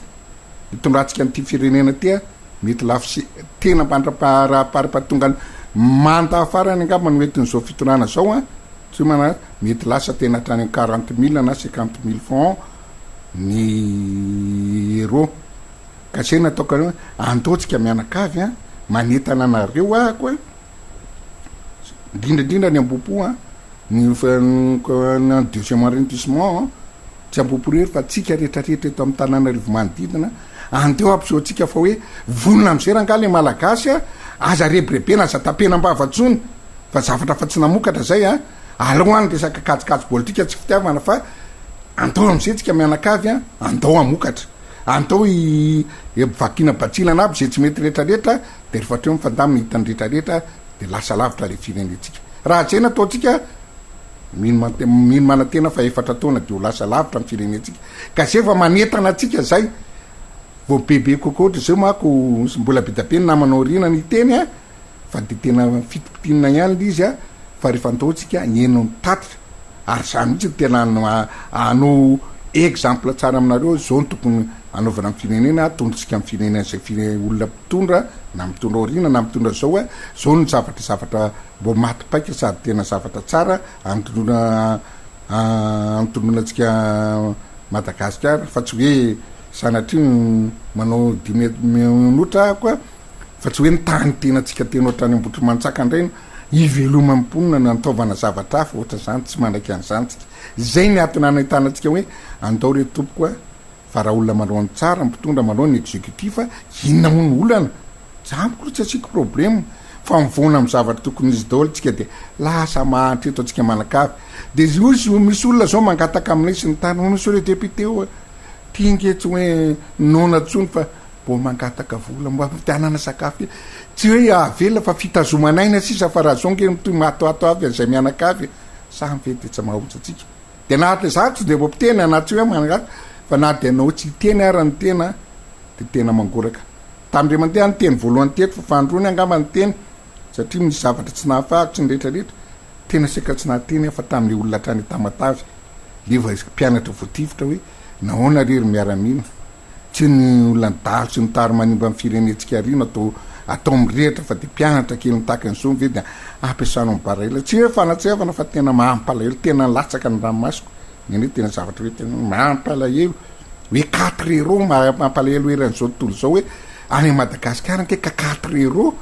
ny bourse mena mpianatra de tsy voalohany fitoana de mitaky le izy de tena basy amin'ny tafony sy ny tany mifandravana zay ny capable ny fitonana ataony ny fitonana ny ataon'ny mpitandro ny filamena reto amitsika de jerevo migreviny ao amin'ny mpianatra sy aty amin'ny sy province migreviny aty amin'ny tsy tonga ny karama ny mpanao satria fa misy le vola zao ny amin'ny mpanao valalalana efa misy ale isaka litra misy anaovana le anaovana ny fond d'entrain terrotien de atao izy daholo ny vola reny nefa reny tokony tsisy ilana vola tsy nrehetra fa vola tokony raisiny fotsiny misy ronjato izy ireo mitabataba hoe amina miliara mbola tsy voalo foana greve daholo ny rehetrarehetra atretsy aveo greve ny inspecteur de travail tsy voalo ny volany greve ny greve daholo ny rehetrarehetra efa tena hoe raha hoentina amin'ny aretina tsy hoe mihindrana ny teny ny mpitsabo angamano fe efa tena kansera mihitsy ny eto amitsika efa kansera tsy kansera benina tsony fa malina fa miparitaka erany any ka zao ve no avelatsika sy ny tariny de andaotsika mianakavy a manetana miponina ambopoa miponina deuxième arrondissement ponina rehetrarehetra ena Madagasikara andao mba hiara avokona ny hevitsika hoe karery mpitondra fanjakana alohany mba ny anevitra mba hajanona am'izay raha manao baolina ianao raha ohatra ka tena fahita hoe tsy mandeha orge tsy ny tary fa manapaka olona fotsiny ambony terrain mba carte ny verdissement zo olona ataotsika fa tsy mety izy atsangatsika ny carton rouge ka zay nataoko hoe andao rery tsika mianakavy aza mbo avaloha kely marina fa nona na frihoetiny eny na sakafo ara na fotoana ara mihina fa de mbo mitsipo le mandeha loha tsika fa ratsy ny ady tena enjana ratsy manao ndre mandeha ohatra miady amin'io zavatra tsy fietezany zavatra eto Madagasikara antsika tena manjavozavo ny avenirany zanaka atsika manjavozavotsika mato azy eto daholo tsika mianakavy raha ohatra ny tiany zavatra ny remarque kely ho an'ny miaramila zao raha eny misy le organisation ny omesla izy raha ny tena izy hoe tombotre mivoatra leny le anaovana tamin'ny greve tamin'ny tsy ako hoe anao tsy hoe greve sanatria fa seka anao le tatitra sy sombavamboaka eny Tananarivo toatra hitako ny andretrarehetra gendarme daholo manabara an'lena fidirany rehetrarehetra eran'ny Tananarivo na avy any Tuliara na avy any ndrefana na avy any Tamatavy sy ny tariny eto andre mivoatra koa de mbola izy fa izy ny tena tompona andraikitreto tsy fahalalako aloha fa tena hoe ny polisy ny tokony tena hoe tompona anarandray eto amindre mivoatra sy ny tariny tokony izy nana fa ny tiako lazany manay tena ary amin'ny zavatra tena dalo sy ny tariny rehetrarehetra reny tokony mba iangafiko anareo miaramila gendarme any tena andraikitrareo any mba hidinana ministra telo manao plan sy ny tariny rehetrarehetra mahafinaritra ty tena Madagasikara atsika ty fa raha olona greve olona tena tsy greve fa tena melabelatra amin'ny vahoaka anao tatitra ao anatin'ny lalàna mihitsy ny lalam-panorenany mila manao tatitra amin'ny vahoaka taloha mako nareto hoe anina ny piliana anganareo misy député lany avy any sy ny rehetrarehetra tsy atopoko de fatao ary eto Tananarivo barana ndray indray amin'ny somandrak'izay ndray hoe aza atao fa eny somandrak'izay ndray le izy ena rosy tsy manina ndray endrange le Miara Manonja mba tsy sy ny zavatra rehetrarehetra ny olana andao ndray ara de ao fa misy tsara hoe alana mponkola indray ny lavahana indray ny lalana tsena de mbo atao atsaina iny tena mbany mirefarefa mahampalahelo hoe menatra mamalagasy mahampalahelo ry mpitondra sy ny zavatra rehetra fa mbo mivay fomba famindra fa zay ny zavatra tena ataoko angamba fa de minkafy atsika antoatsika mianakafy tena miara mirodorodo miara manonja mba anovany ty tandrasantsika ty mamirapiratra fa raha miraisakina olona manao ny zavatra tokony ina ny exécutif sy mitondra raha manao ny zavatra tokony izy ny zava-misy ato amitsika tantsika malalaka be tantsika ananatsika rehetrarehetra efatra taona Madagasikara de mitateraka le teny hoe no miamia tsika anao autoroute atsika anoana sy ny rehetrarehetra fa io misy zavatra tana tohatra arahana aloha alohany anaovana anty zavatra rehetrarehetra tokony tsy atao ty fa ny zavatra hita aloha zao de any amin'ny lara-pahamena tsy hita fa any amin'ny zavatra hitraitra daholo zao no zavatra ka zay mbola amela-pielatra be tabe tsika fandaotsika oeny soa mandrakizay de antaotsika mianakavy araka amin'ny teny mbo hiary dinika sy ny tariny mbola démontretsika ran'izao tontolo zao hoe le malagasy angefa mangetaheta fa marina le malagasy angefa mangetaheta fanofana sy ny tariny zao tamin'izay tamin'ny 73 député de tena hitandray namana tena honorable député reo hoe izy mihitsy naka plasy tena zavatra mbola fotana mafaty be dabiara nataonay za tsy resaketo de tsy manina fa navelan'olona anao na nde lahatra makany amin'ny izay zavatra lerehetrarehetra ny tety ministera nakany ny tany amin'ny fitsarana haviny lalam-pandrena nametraka ny rehetrarehetra libre natao de manina le mbo député kely enina mbo maneho ny heviny de aratsianareo antao hoe sona amin'ny minité parlementaire antohatra so aza mbo fanao an'izany tsika zanany tsika arange be da be tamin'ny voalohany tena za tena teo mihitsiny hoe antao hoe sorona ministrany fitantanam-bola fa tsy hoe tsika niaraka tena tao mihitsy na mpanohatra na ny rehetrarehetra tsisy hoe mpanohatra fa de nirahina tsara fa nirahina tsara fa de tena mivadika teo le izy moa le natsona de andraikitra de natsona tany maso arivo tany ampemandray de mivadika ny rasa tsika sambo malala daholy sambo nytolona ho an'ny tandrazany tsika nge masina ty tandrasantsika ty zay mana tena zay mahely tsy mody nge tsy ela velona fa de hito tsara fa de miara manonja aloha fahatako azy hatreto a dia miara manonja hatreto de tena hitako hoe mandevitra manany rariny a manaika zay ataony rehetrarehetra fa tokony mba devitra oatra zay koa fa ny indrindrandrindra andreo mato préfet sy ny ana mbo amin'ny zavatra zay de tavy lolona fa de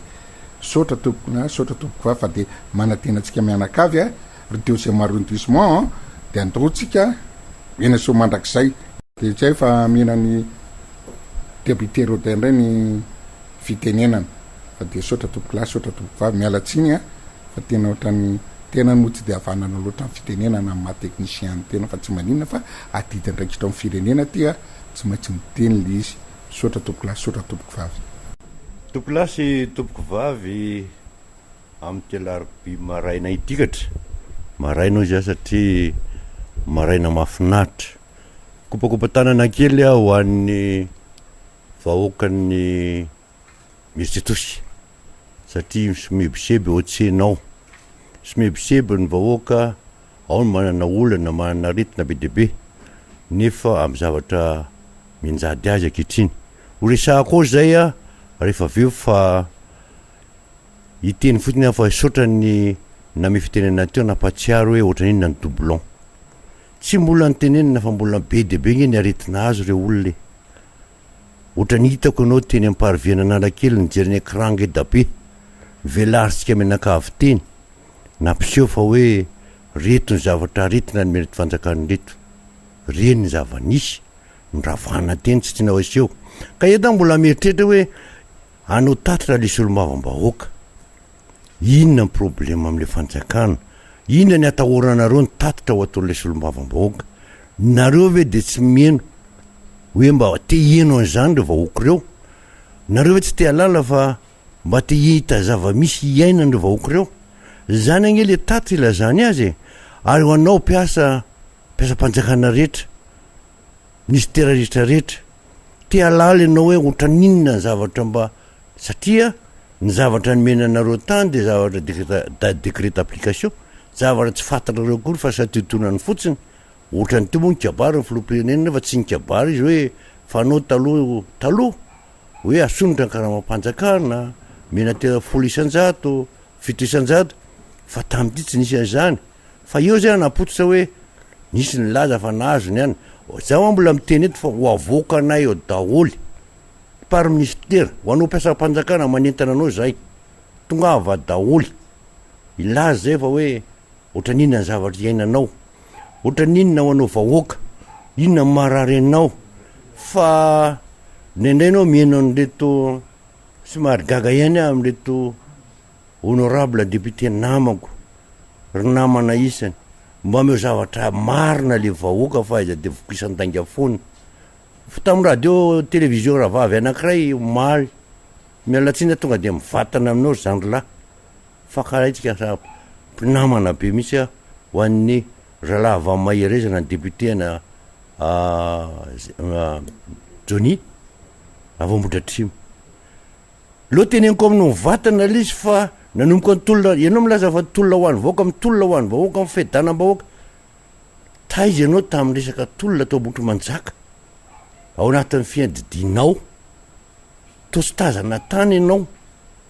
ary nanantakina sika roalahy mihitsy raha nyresaka am'lazay fa omanina ny elanao paly zay foana ny problemny mpanohana amin'ny fitondrana na zavatra mahafaty vahoaka raha de modina jambina ahodina ny resaka ahodina ny resaka ohatran'izany keo ny any amiko efa hito zao fa aretina be teny ah eto zany ho atsika rehetra misy atosika misy foatana be debe tany-bahoaka ray manontolo efa ny teny alovy zay anareo any atapony any amin'ny fanjakana asoreo ny ranona tsy manina ongoty any daholo reo de raiso fa le an'le vahoaka ty ambany aty a aloha hijanona ho azy fa tany titremba na la ny volany reny matimaty tamin'ireny fa reny nampianarany zanany reny ny ainany manontolo ndreda andavany taona dao tsy mba nanana an'zany hoe sitraky tamin'ity tany ty zany de tonga ianao de hoe anao piqué anao anina anao zao miangavy anao aho anao piraitan-drazana amiko aloha efa fantatry fahavolonanareo tongava maro a enso mandrakizay entsika amresaka bebe koa alohan'ny retraretra efa fantatra dolo nitotra nataonareo le tany tsy any tany fanjakana izy milaza fa hoe alaina ho an'ny ema ho an'ny fanjakana le izy privé daholo naka ny tanytsika teny de ny privé ny tady vidimorana io ibakoa ny tanytsika retraretra teneniko zany zany hoe olotsotra zany a no mody ho ambadiky le fa mody fanjakana manao ana hoe allo ho raisy fanjakana ny tany de andray izy manao afera manao amboatra azy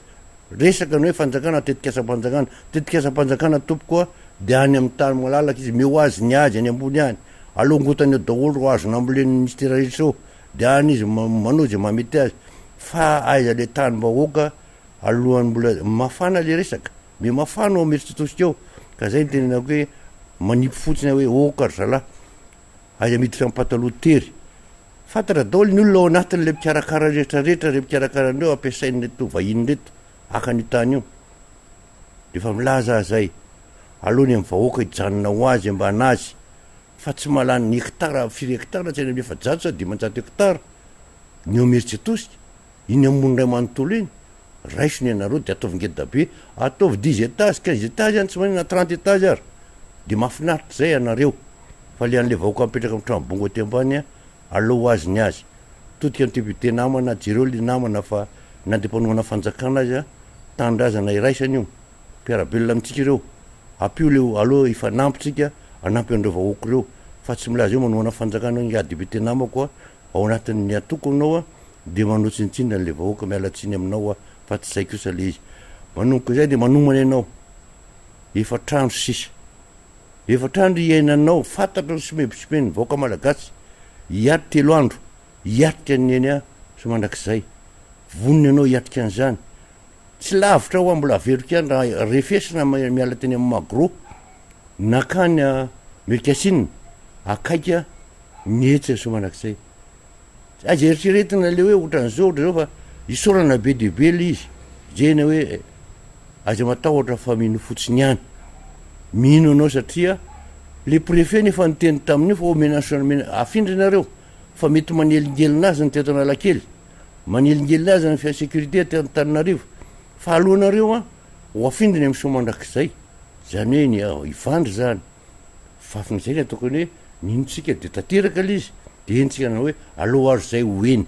mba afantaranreto mpanoana fanjakana koa ianrenakavy no miakatra plateau e milaza ne efa miena tany a ao daholo ao député namana rehetrarehetra ho anao député tsy zay ny tanjona nehetra zany hoe lianareo niakatra plateau rehetrarehetra eo a tsy tao anatin'ny 73 député nareo manondrana daholo nareo fa tsy tao anatin'ny tetika nanaovana zavatra ataonay rehetrarehetra io a zavatra takinay de zavatra nondraisana tao anatin'ny 73 député nentina nanao hoe ahoana ny atsarana ny fiainam-bahoaka ahoana ny anana ny fiainan'ny vahoaka mba hovanina so tsara ahoana ny tovizany zaza malagasy ny olombelona rehetra fa tsy olona tsemboka amin'ny voatsira tsy mba mahazo sisitaky ny tany nitady zay rotsaka maroany nitady zay rotsaka rapito tsy hita hoe zinanany tomany tetomaniny reny tetomaniny ray hoe mba hoany reto zanako reto fa maninony reto ny sozanina takan'izao tsy fidiny ho azy tsy fidiny ho anao teny zany tsy fidinao atsika menakavo mahantra fa nampahantraina ary zay manahirana an zareo a ilazanany hoe matahotra izy inona ny tokony atahoranao ilazanay marina zay tsy laza lainga marina tena marina no menanareo hoe reto ny zavatra ao anatin'ny fiainam-bahoaka ao anatin'ny tetibolam-panjakana reto programma rehetra vola samborona tsy toko tsy foroana gny vola samborona e nentina ny ratifiana atao amin'ny assemblée nationale ary mbola milaza ny manena nreto député namako milaza miakatra fivoriny le mpiteny miakatra plateau ny tsy hitako makao e tsy tazanao mihitsy fa rehefa tonga ny zavatra mamaika ohatran'reny manao an'reny hoe olanina anatin'ny 9 minitra tena 3 minitra lalana tetibola angena be ny message hoe zay tsy miakatra eto a de tsy mihinakanina miakatra daola ny avany atsaretrarehetra amonjy an'io vita io a vita ny tsangatany de samy ten'andriamanitra aiza fre mody fa ndeha ody zay ny ainanareo ary ina ny atahoranareo ny tsy inonareo hoe député nataninarivo a de ho anataninarivo ihany ny tatitra oringareto a tsy oatra ny hafahafa be fa tsy oatra menatra venao reo miteny an'izany fa ny lalàna entinao amin'ny assemblée nationale zay entinao na lalàna inona nalàna inona nalàna inona de ho any madagasikara fa tsy misy milaza hoe ho anataninarivo ka ohatrany tsy menatra aveo miteny an'izany hoe tokony ho anataninarivo vaoka nataninarivo ihany mena tatitra de mba ahoana ny any akokotary rehetrarehetra ny misy anareo any reny zany le milazany hoe zay entinareo avaty de lazaina re bala rora sy nyresaka hoe nahafinaritra an-tany tena neto be mihitsy fivorinay fa na tombontsotsika efa zoavy ny programme ho taterahany reo de reo amin'ny resaka tetikasa misy inona ao anatin'ireo de reo ny any anaty tetibola voavina foavina nanaovana zany ereny sisy zany mialatsiny a tay zany mandrakitiny androany efa tamin'ny andro-président Ravalomanana zao hoe mody ataoly zay nataokanareo hoe nareo tsika député mihitsy ny tena voadona satria raha zay ny olona laza masaka de tonga de tatatatany tanàna hoe ho anamboarana hony ty kio zao le reny trezitra ampisevan'le ny filoha lanim-bahoaka serahanareo matimatesanareo fa tsy maintsy tohanany ty fa raha zany very zay fa tsy minakanina tso fa tapitra de ta maizana fa tsy tohanany ty rangaty ampitseva le reny trezy hoe rehefa tsy manomboka janvier tsika ke zao vola mars e de inona lizy zany tsy tokony araitaky aminay ve nareo ora après zao mba ilalana fa tsy mety raha ty tena marina ke zany mba ilalana fa ohatrany tsy mety satria ianao ihany a no niteny fa rehefa tsy mandeha io amin'ny volana janvier de tsy anao politika intsony a io arytsika volana mars de inona indray akory raha zay nareo zany inona ny tantarainareo de hiakatra plateau ndray zalahy mahafinaritra mahay miteny manany hoe reto mpanohatra zay tsy aray tatana aminareo zay nge sy tata mialatsiny aminao zany tsy nangataka taminareo zay hiaray tatana aminao tsy zany a tatitra aloha nomenay anareo tatitra nomenay ny vahoaka ahafahany vahoaka hoe inona mba iainany ninona ny zavatra ty etra lava takina amin'ny isan'andro san'andro ty vola aloha avelany a amin'ny resaka trosy ty mba inona mba niditra tany amin'ny vavany a na niditra tany amin'ny laniny fa toasin'ny lola mandotrosa de voaozona hatrany amin'ny zafindohaliny andotrosa ny zafikeliny ny zanany va de mandany efa tsy fierinana tsony tapitro ny trosa ny fananana nefa tsy ninana tamin'io a na voanakotry ary zany ny mahatonga azy a etsona azy a samy miena ianao rehetrarehetra mitroko voaka maraina amin'ny efatra maraina loavina vany tsy fantako tsony efatra kilometra ny anana ny resaka oentina mba sitrany ay inona ny rasanao mba tamin'le fanjakana nataony ianao inona ny beny ameny anao zioga ny fanotrana no mena fanotrana ny entina manigitsikitsoka no mena zay no avalina anao a ka eto anao de tsy menatra mihitsy hoe tongava mieno anao de miara mifaly ohatra ny hitako anao amin'ny asabotsy fa amin'ny sabotsy fotoana nefa ohatra ny hitako tamin'ny lakamisy reny ataotsika ohatra ny lakamisy masiny reny ny diabe mandeha miaraka makany asomandrakizay ohatra ny fafinaretana ho an'ny vaoaka malagasy mahita an'izany na hoanina ohatra hoe reo a le olona mitaky fafana ireo le olona mijaly ireo le olona tapenambava reo olona milahatra reo a le natsetsenana ny sofina tsy laza azy ihany fa de hoe ahoanao inona zay mbo maty fa nena hoaniny mialatsiny amin'ny fiteny fa zany fiteny zany ahoanao inona ny mbo maty fa nena hoaniny tsy raharahany ianao na mahantra na mijaly na mizioka na maninona na mandoaly fa hoe aminana aloha fa iny misy tosika-fameno a ho anatananarivo mialatsiny fa sangiteny anatsimondrano ndray ary zalahatsy merana mahay mindresaka mialatsiny andreo a fa any aminay tsisy zavatra omena any ndana manontany any mba misy firikapoka na firikitapony nalefa ho amidy a iny etsena mba mijery anao mantikany mivoao a eto tananarivo ho anareo belazao rehetra molona tabatra minisitra zao na ianareo tompony naikim-panjakana de makanisany atsa makanisany ambanivohitra aiza mandeha lavitra akory 5 kilometra miala eto de inona zavatra hitanareo any fa manana an'le radio sy tele nareo de mahafinaritra ry zara raha nisy an'ity hoe tapeno any le radio reto azaondreto vaovao avy amin'ny resaka satellite fa raha fantatry reto daholo zavatra ataotsika ato na io nefa nao tapenanao na tsy alefanao io de tsy maintsy hoeniny vahoaka daholo ary zay tsy sasatra voadina atao satria zao zay ny laniny vahoaka matimaty tamin'ny vahoaka zay natsahana io fijaliam-bahoaka forim-bahoaka ny latsahanay tamin'io hoe rovina amin'ny agnotaky ninona mba tsika eo anatrehany eo amin'ny lanitra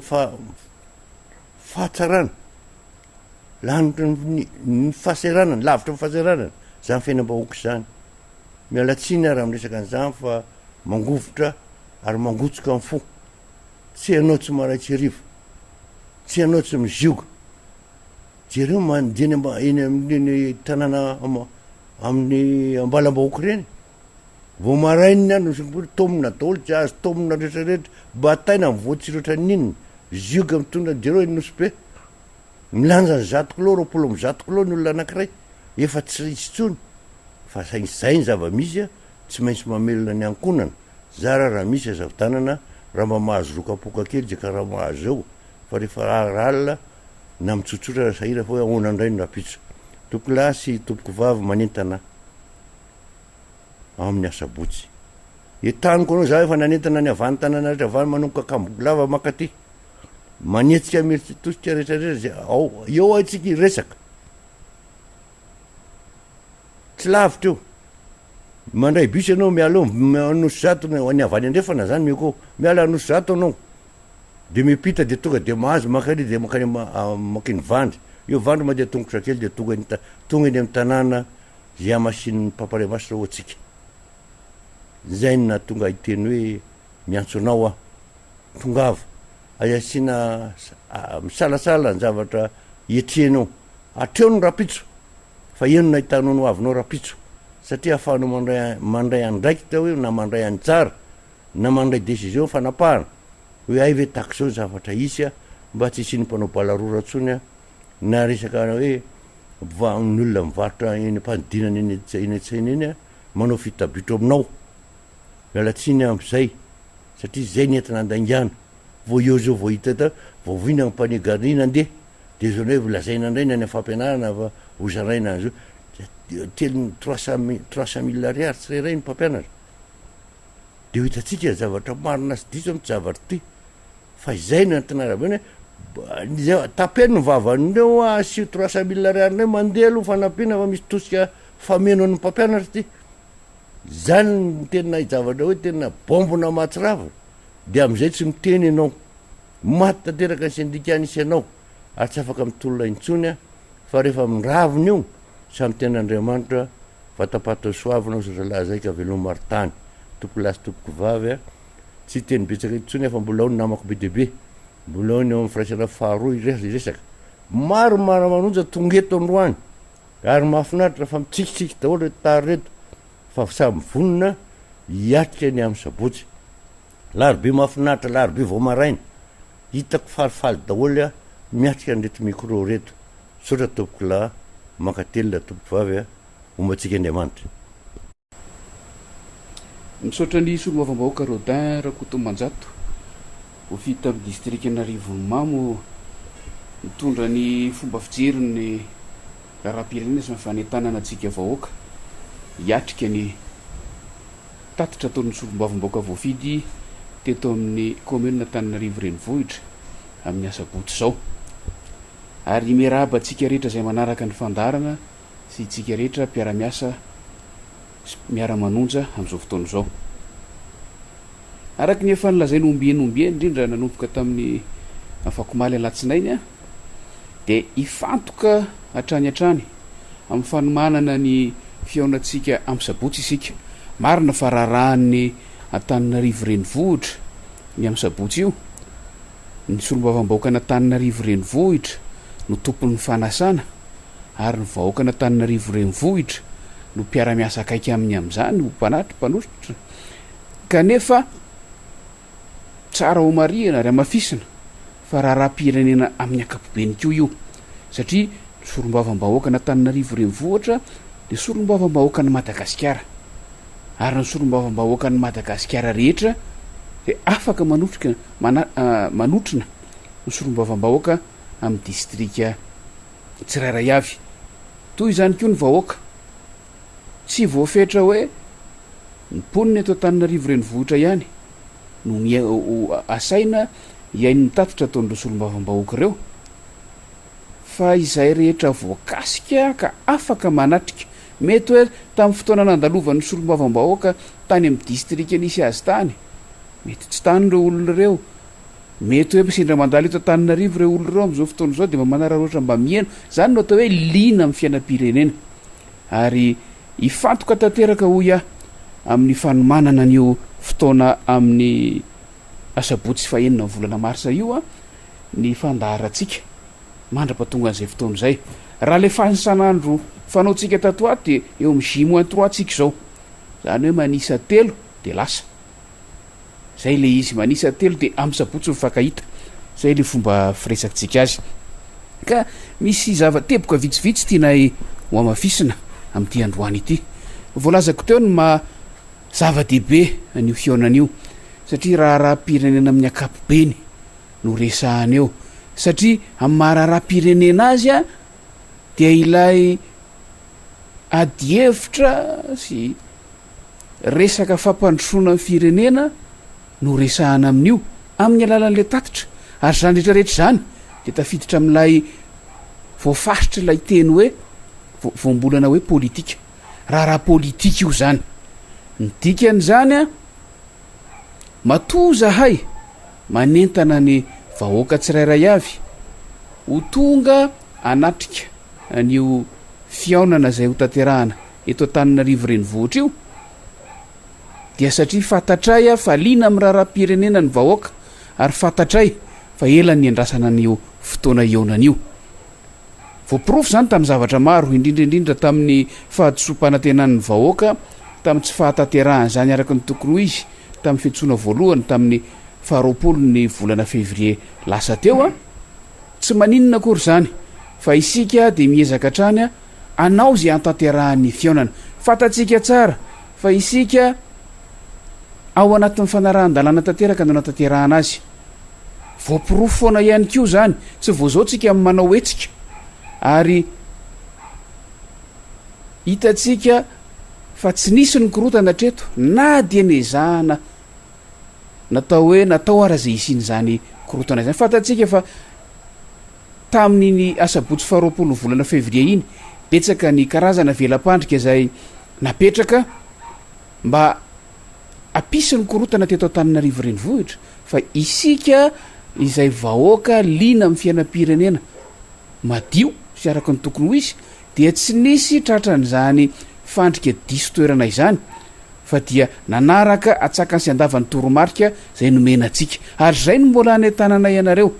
tsirairay avy satria ny toromarika dia miainga avy aty amin'ny ekipan'ny solombavam-bahoaka amin'ny alalan'ny onjam-peo miara manonja ary ny fanarahantsika an'izany toromarika rehetra zany atsakany sy andavany no atotosanaio araka ny lalàna sy araka ny tokony ho izy io fotoana zay tanterahantsika amin'ny asabotsy io mahagaga nefa dia zao ohatry ny voamarika foana tato ato fa mitady isy ny velam-pandrika mitady isy ny fingapingana mitady isy ny sakatsakana atao sahady mba tsy hahatanterahan'ilay toerana hoy atao hoe tsika manara-dalàna tsika manaraka ny toromarika rehetra matoa isika nanapa-kevitra ny anatanteraka an'io fionan'io eny amin'ny kanja soa mandrakizay dia voalohany indrindra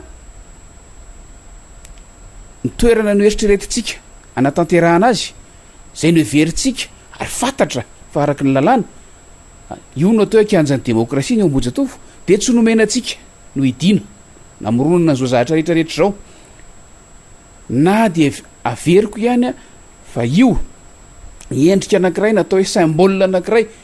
tokony anapirofo ny fisian'ny tena demokrasia eto Madagasikara ka matoatsika nikisaka nitady toerana hafa dia noho zay anton'izay isika nefa tsy hoe nitady toerana hafa fe nitady toerana hafa fa nisosokevitra avy amin'ny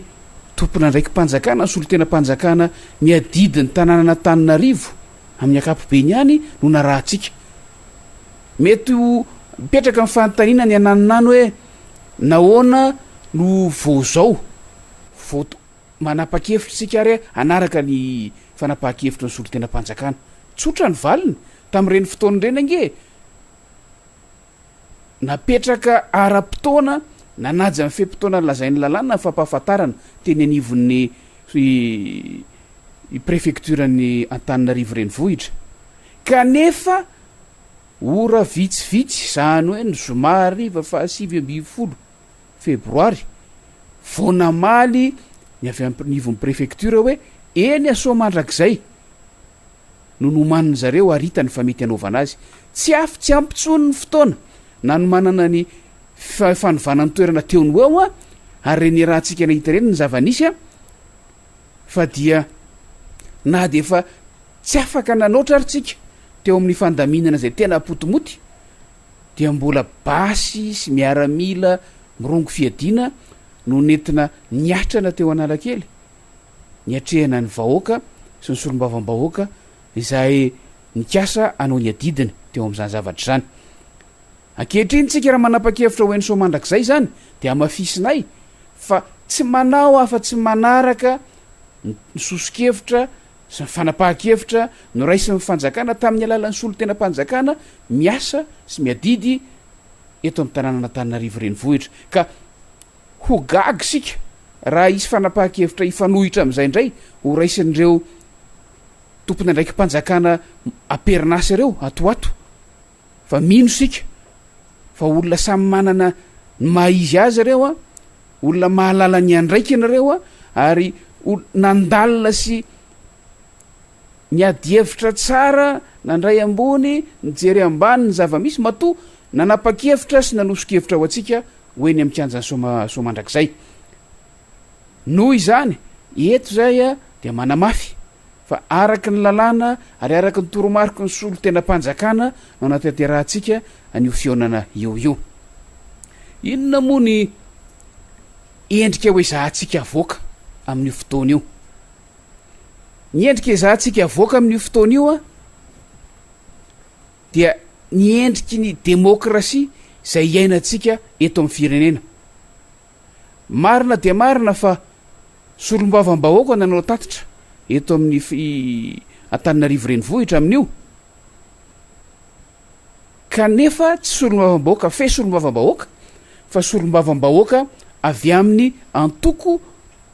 mpanohitra ny fitondrana misy amin'izao fotoana izao ary lay fanenon'lay teny hoe mpanohitra de tsy mpanohitra arak'le fahitantsika azy hatramin'izay tsy mpanohitra arak'le fieveran'ny mpitondra fanjakana azy ka mahatonga azy matahotra fa mpanohitra mipetraka ara-dalàna manana sata araky ny lalàna zay efa nolaniana teo anivon'ny anteny miera tamin'ny fotoan'androny ary sata zay efa apetraky ny lalam-panondrenana zay lalàna fototra ny fely repoblika madagasikara ho asehontsika amin'io zany hoe takininna ny endriky izany demokrasia izany folo taona taty orinana metrahana an'io lalàna io folo taona taty orinana nametrahana ankianjany demokrasia folo taona taty orinana nanapa-kevitra fa ametraka dingana tsaratsara kokoa no mihoatra noho ny teo aloha ny firenena amin'ny endriky zany demokrasia izany a amin'ny alalan'ny fampiarana ny satam-panohitra fampiarana zay tsy mbola hita lohatra eto fa de raha antsika mahita fa lasa fanapa-kevitra miainga avy amin'ny fihetsem-pon'ny mpitondra fanjakana miohatra amin'ny zavatra anankiray mitranga no misy fa tsy fampiarana araky ny lalàna zay misy za mantso mino za manokana fa raha solombavam-bahoaka ny Madagasikara voafidy tamin'ny alalan'ny antoko tsy mpanohitra no mikasa anao tatitra sahala am'izao de mino aho fa tsy hisy ny antso-jay avy amin'ny fanjakana mino aho fa tsy hisy ny sakatsakana mino aho fa tsy misy ny fandrimpandrika isan-karazany azontsika ifampiatsono zany e azontsika ifanentanana zany hoe solombavam-bahoaka samy manana firehakeviny ndreo kanefa samy niasa atao amin'ny anteny miera-pirenena samy nanatanteraka ny asany samy manana fomba fijeriny ihany koa ny asa zay nitaterahina teo a andao samy apetraka ny fotoana hoe andao a samy anao tatitra amin'ny vahoaka de ho hitantsika hoe takininna no réaction ny fitondram-panjakana takininna ny fepetra ho raisy ny solotena-panjakana mba tsy hitenenako hoe takininna ny vahoaka mety ho voangon'ireo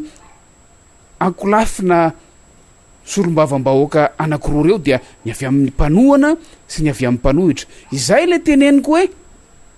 misy endriky ny demokrasia ivoaka ho azy amin'io asabotsy io raha ohatra moa ka manaraka ny lojika ny fanapa-kevitra ny raisiny ny solotena-panjakana ary andray ny andraikitra tandrify azy araka ny lalàna mfe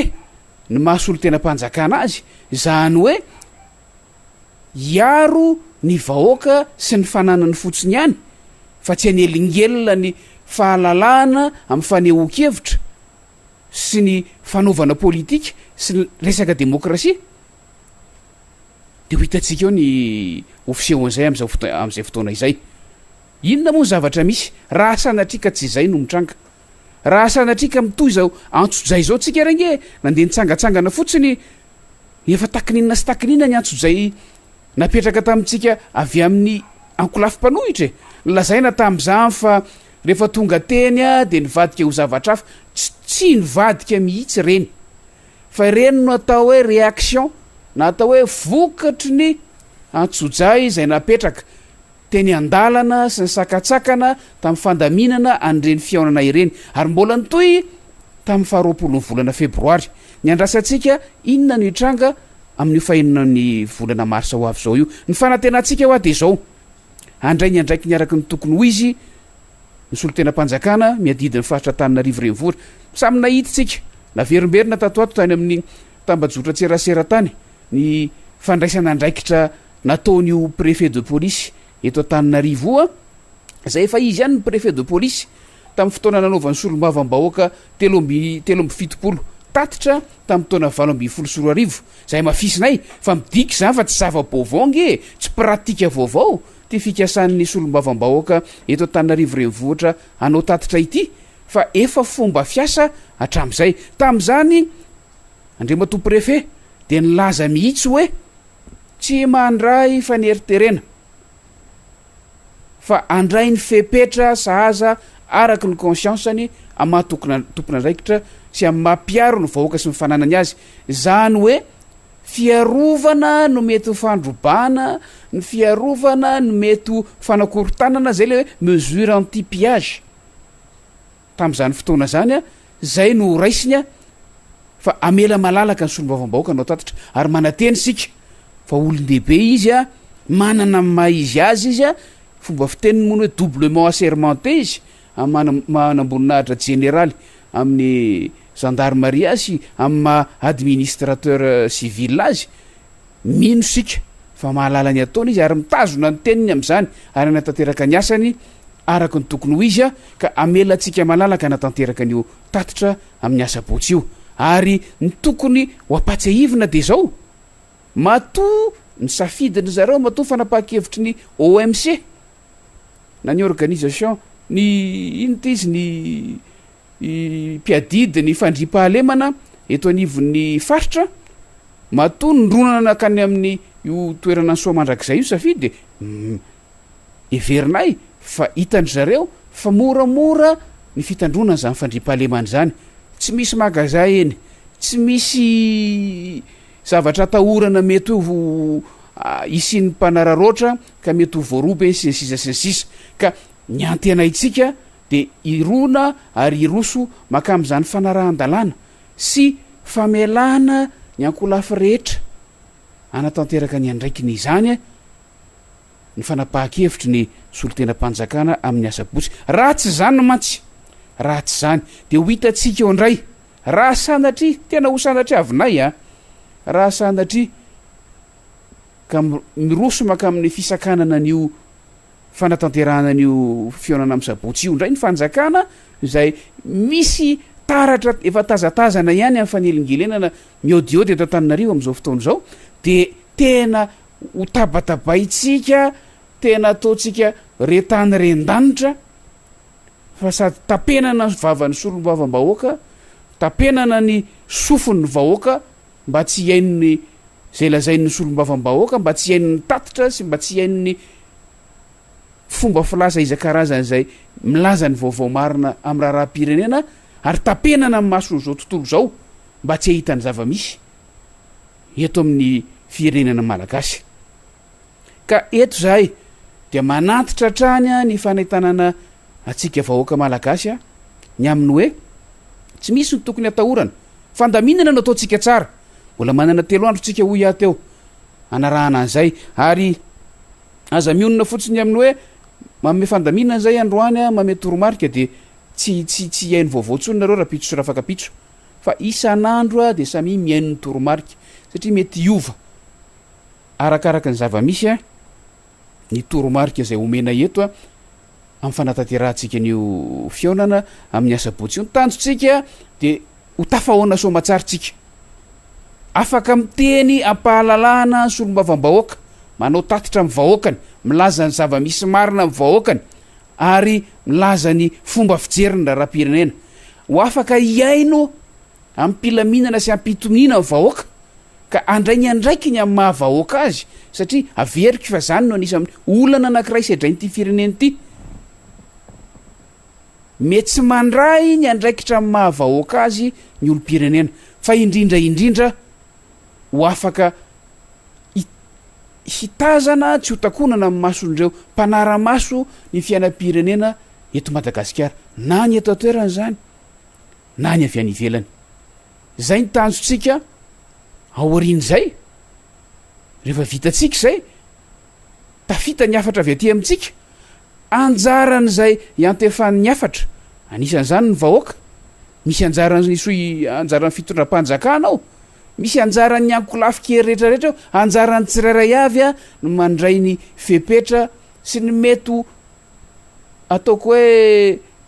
fitondran-tena ny amin'ny fomba antsina ny lalana zay tsy mety.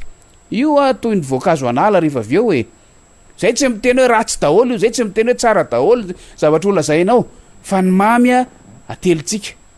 ny mangidy alohatsika, ny mahitsy arahantsika, ny meloka ahititsika. Zay no fomba fiasa hoentitsika manitsy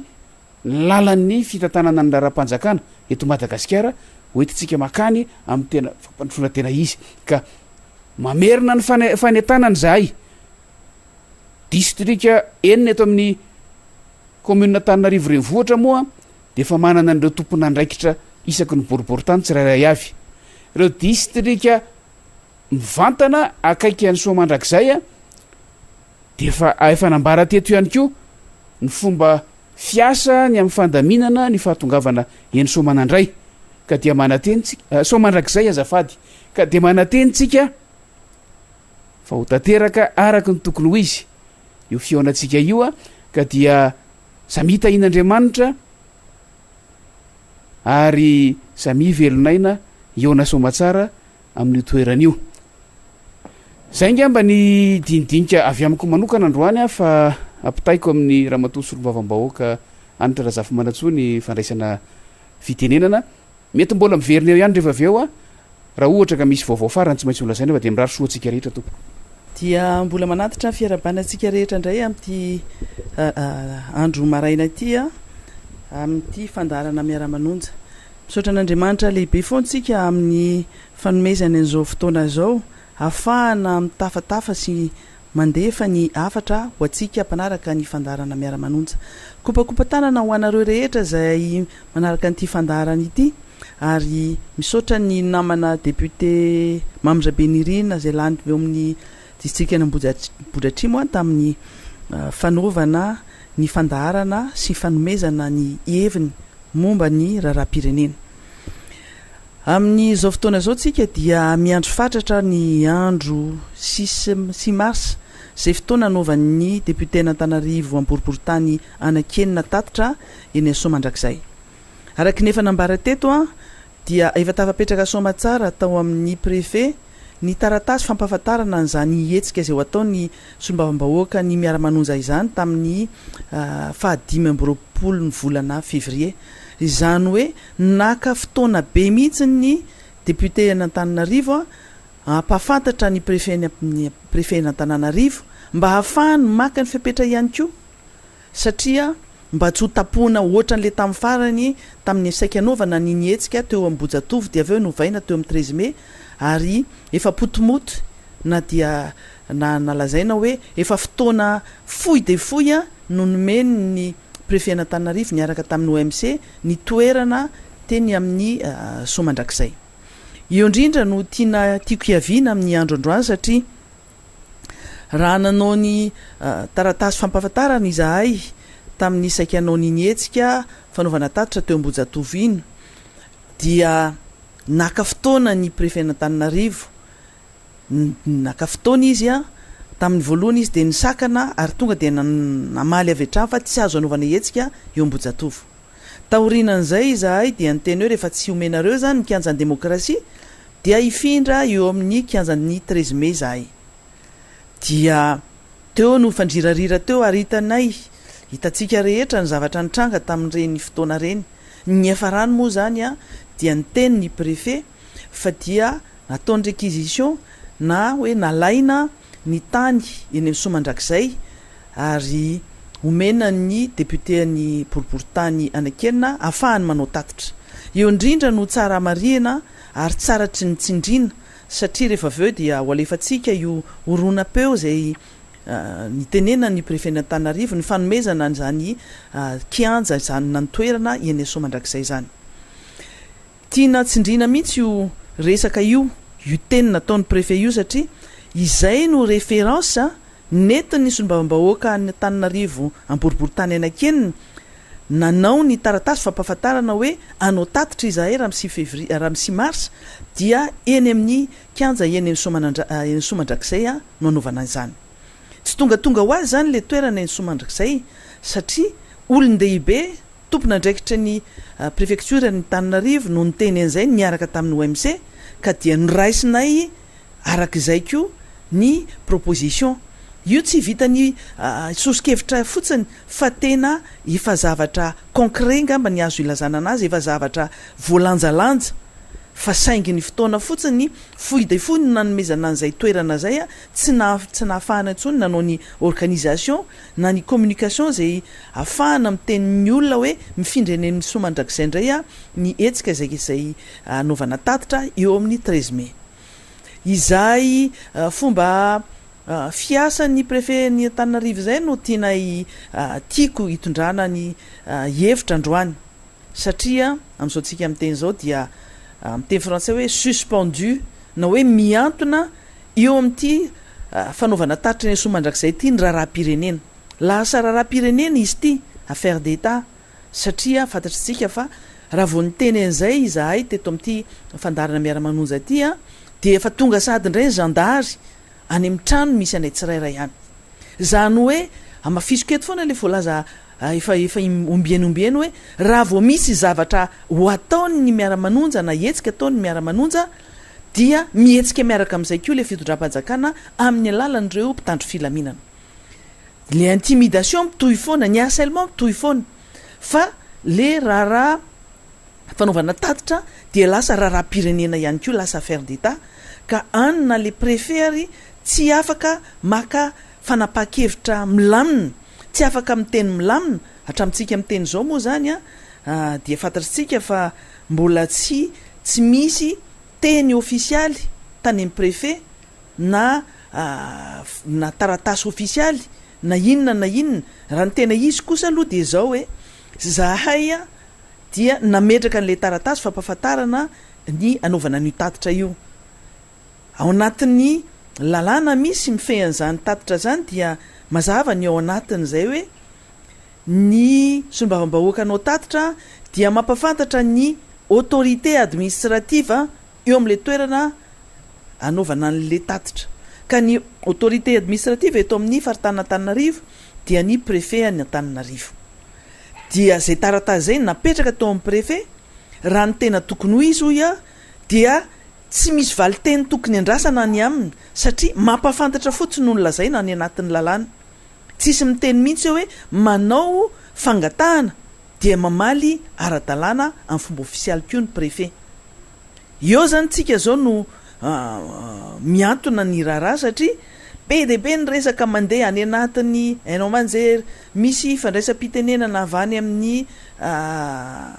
fiangonana misy fitenenana any anatin'ny tambajotra serasera rehetrarehetra any fa aminay kosa zay anomana n'izany tatitra zany dia ny préfet ihany no interlocuteur anay satria io no autorité administrative ny Antananarivo renivohitra ka raha ohatra misy zavatra tia ny préfet ho ambara mikasika an'io dia amin'ny alalan'ny taratasy ofisialy ihany koa no amaliny anay raha ohatra ka misy hoy rehefa tsy misy moa zany dia efa considérenay fa mitoy zany ny hetsika zay ho ataonay ny tatitra zay ho ataonay eny somandrakizay eo zany ny tiana anytanana antsika rehetra hoe izahay raha nanao ny taratasy fampahafantarana dia tsy nanao fangatahana akory ka miandro valy ny ofisialy fa hatramintsika amin'ny teny zao alarobiny androany dia tsy misy teny na inona zavatra mitranga avy any amin'ny préfet Antananarivo ny dikan'izany dia mitohy ara-dalàna ny organisation zay efa napetratsika rehetrarehetra ho an'ny boribory tamin'ny voalohany moa zany izay nalany ny tenako dia efa mandeha tsara ny organisation ary araky ny recommandation zay ataontsika amin'ny rehetrarehetra dia hoe tsara mitambatra foantsika rehetra manao dia miaraka ary miara-miainga manao fihetsika mafinaritra ary mifampitaona sy mirahina mampiseho mihitsy fa misy fiantanam-po ary fiara-mientany tsirairay amin'izany famonjena ny toerana eny somandrakizay zay eo amin'izay resaka toerana zay no tiako iresana ihany koa satria mahabe resaka anareo mila valiteny ny sasany manontany dia mety hoe mety mavaliteny amin'ny akapobeny no valiko eto mikasika an'izay ny toerana somandrakizay dia ny afantarana anazy zany dia le toerana zay nanaovan'ny katolika fotoam-pivavahana nandraisana amin'ny papa tamin'ireny fotoana reny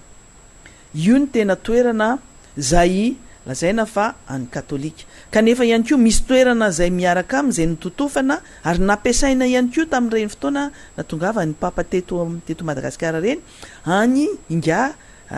Rajabaly io toerana io zany le toerana lehibe zay ahafahana mandray hetsika na fotoam-pivavahana ohatr'izay dia io toerana somandrakizay zay resahan'ny préfet nanaovan'ny réquisition tamin'ny 19 février ho an'ny etsika tamin'ny 20 février io toerana nga rajabaly io no ny teneniny préfet ny Tananarivo. Averiko tsara hoentsika eo rehefa aveo le oronapeo na ny orona tsarya zay na ny tenena ny préfet na Tananarivo fa ty hoe ny toerana andrajabaly eny amin'ny somandrakizay no anaovana ny ietsika zay karakarainy sombam-bahoaka ahafahany manao tatitra. De iverenako zay resaka zay satria zao tsika tsy malala toerana hafa somandrakizay any amin'ny toerakafa fa tsy eny amin'ny toerana io. Na ny teny ara ny katolika hoe fotoam-pivavahana ihany no atao le toerana io ke amina hektara amanjatonjatony hektara ohatra ny tenena hoe 70 hektara fa mihoatra an'izany io toerana io amanjatonjatony hektara io ngeza be io toerana io dia zay toerana zay no anaovantsika an'izay hetsika zay. Ny manaraka an'izay dia misy resaka mandeha ary nisy ara-moa ny mpanao gazety zay tonga teny toerana teny omaly zay nakasary zay saika hijery hoe ahoana tsara moa ny fomba fidirana eny manahoana le toerana amin'izao fotoana zao ao anatin'ny orana sy ny sisa dia gaga aloha ny mpanao gazety zay nandeha teny fa nisy fanakanana lalana sasatsasany le fidirana ao iny tsy de olana loatra satria hoe propriété privée fa ny zavatra hita ihany koa de somary nisy zavatra nanaitra satria nisy engin na pelle mécanique zay mangady ny tany mangady an'le lalana mandemakeo somary mavariny zay zavatra zay kanefa moa ho hitatsika hoe inona no anton'ireny zavatra reny ary eo amin'ny tanin'izy riny zavatra natao iny fa aminay mpikarakara ny hetsika zay anaovana tatitra io fotsiny dia ataonay ohatran'ny fikarakarana ny teny amin'ny fitsangajanganana teny imerikasinina ny organisation rehetrarehetra ka na inona zavatra mitranga aloha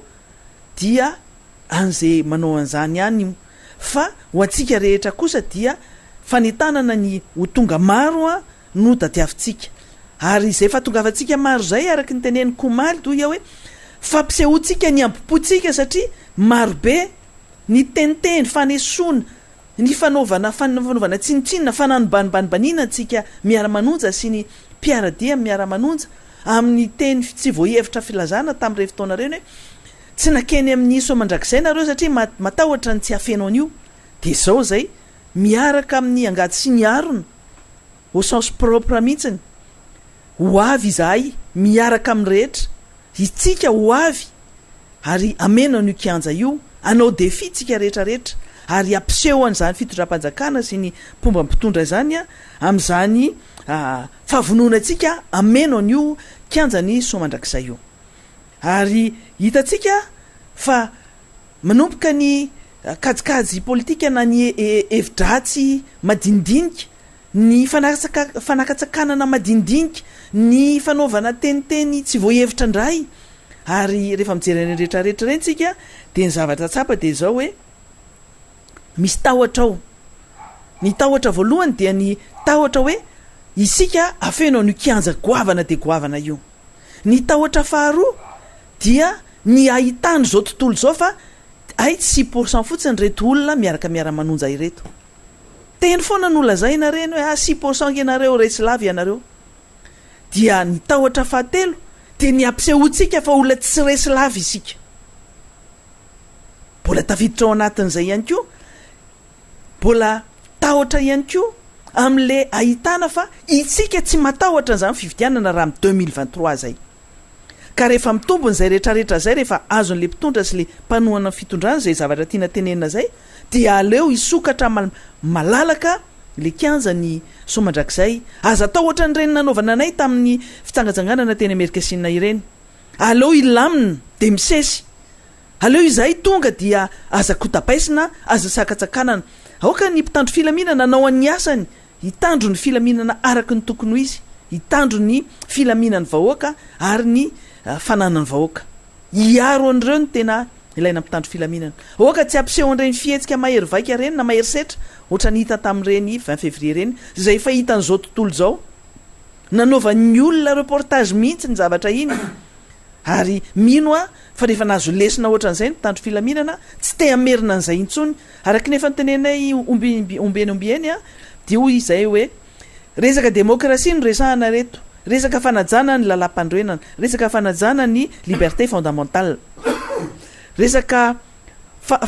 fanaovana an'izay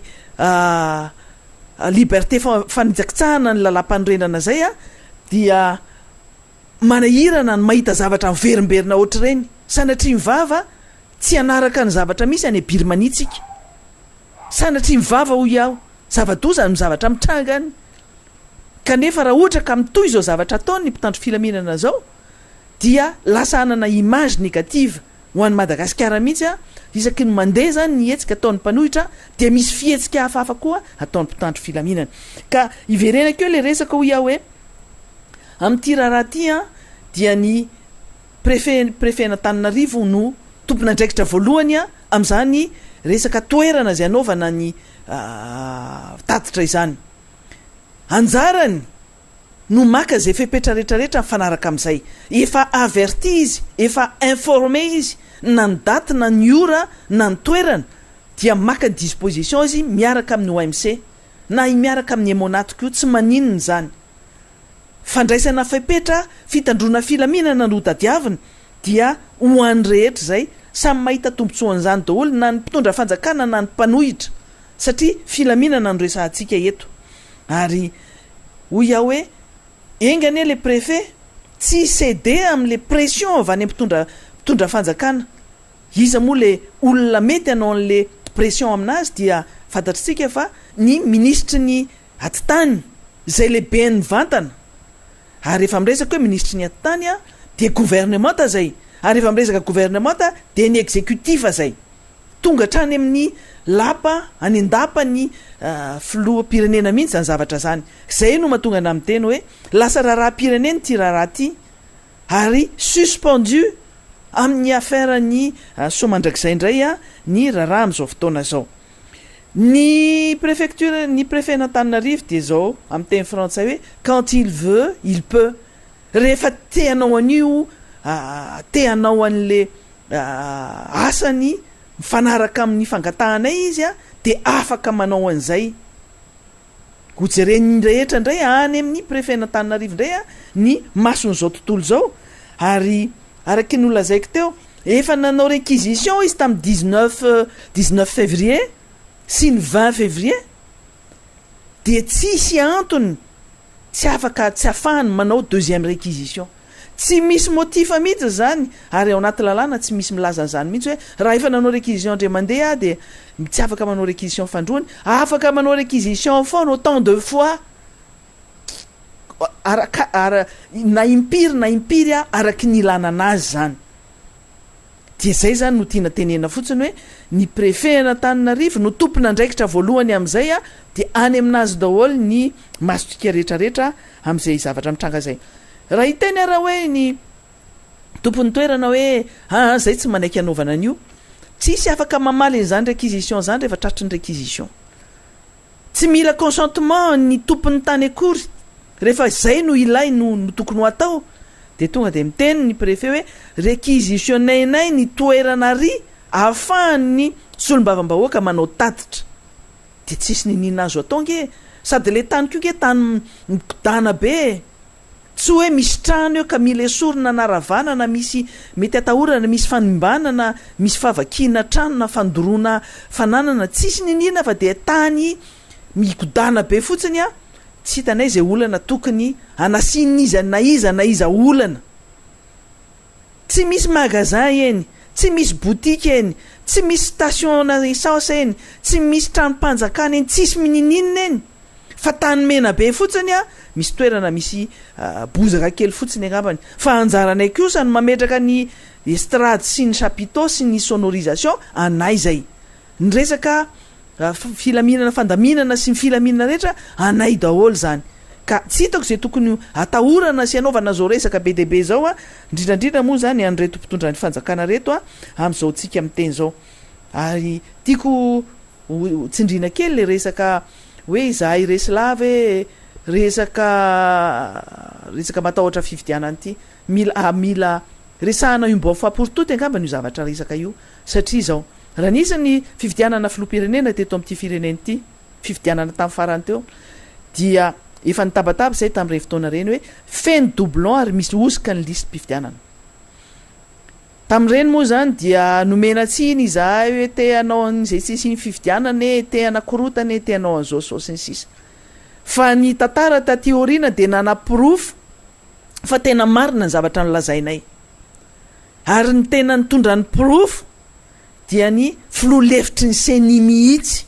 zay nylaza fa nisy 1,200,000 doublon tamin'ny listra zay nampiasaina tamin'ny fividianana filoam-pirenena iny zahay nge tamin'irey fotoana reny nitabataba tohitina ary dia naratsiana nanaovana an'izao teny Yeso zao fa ary nanaovana ny antsojay rehetrarehetra tsy ahafahanay ny teny marina fa izao ankehitriny tsika mahafantatra zany fa na ny légitimité ny filoam-pirenena amin'izao fotoana raha de remise en cause satria fantatra fa nisy doublon be deaibe na lany ny filoam-pirenena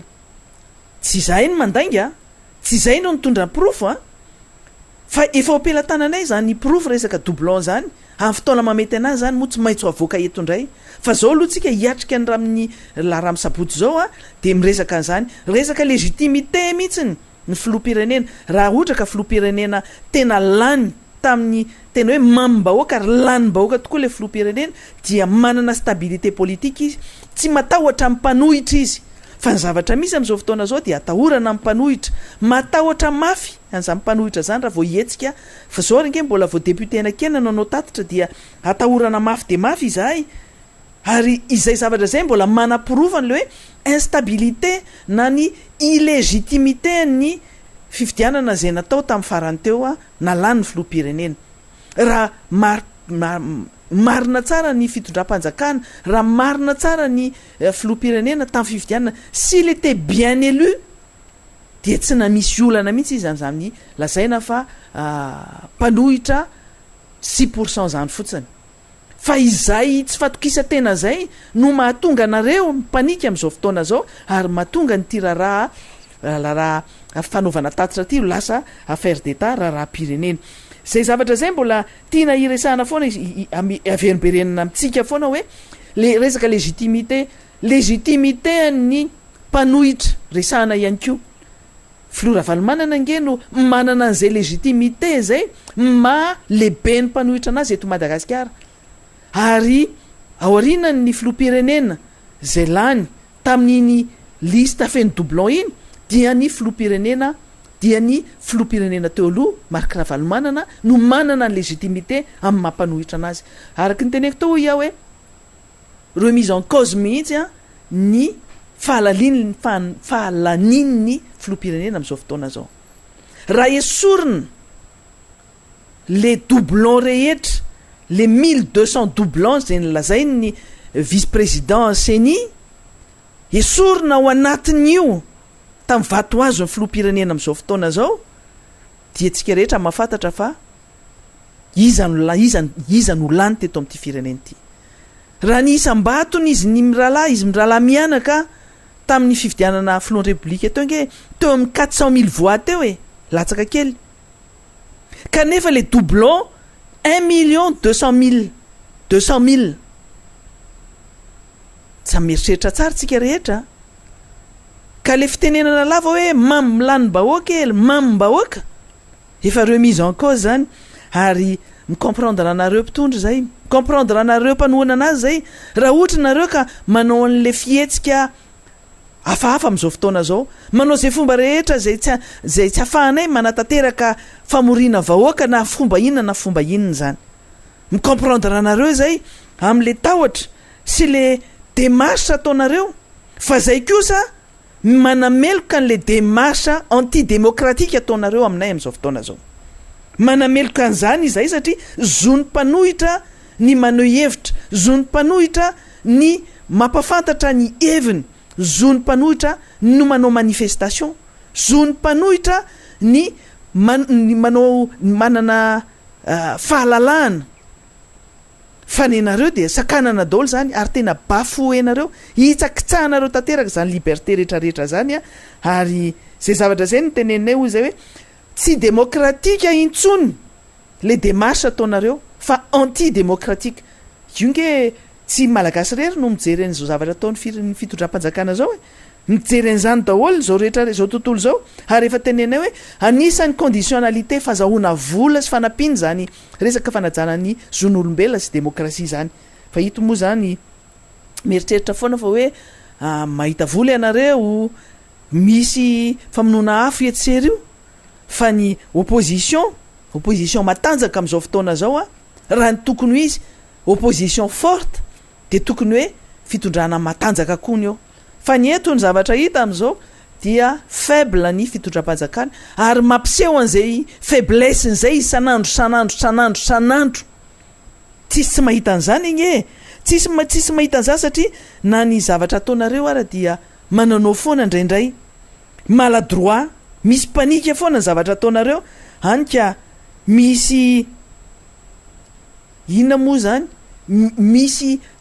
mikiavivy na ny famalina na ny olona ampiakarina nyreny ana manjery reny lasa ridicule tena ridicule tanteraka mihitsiny a tsy mavita mamaly akory ny zavatra tokony ho tenenina fa lasa miteniteny foana lasa à côté de la plaque zay zavatra zay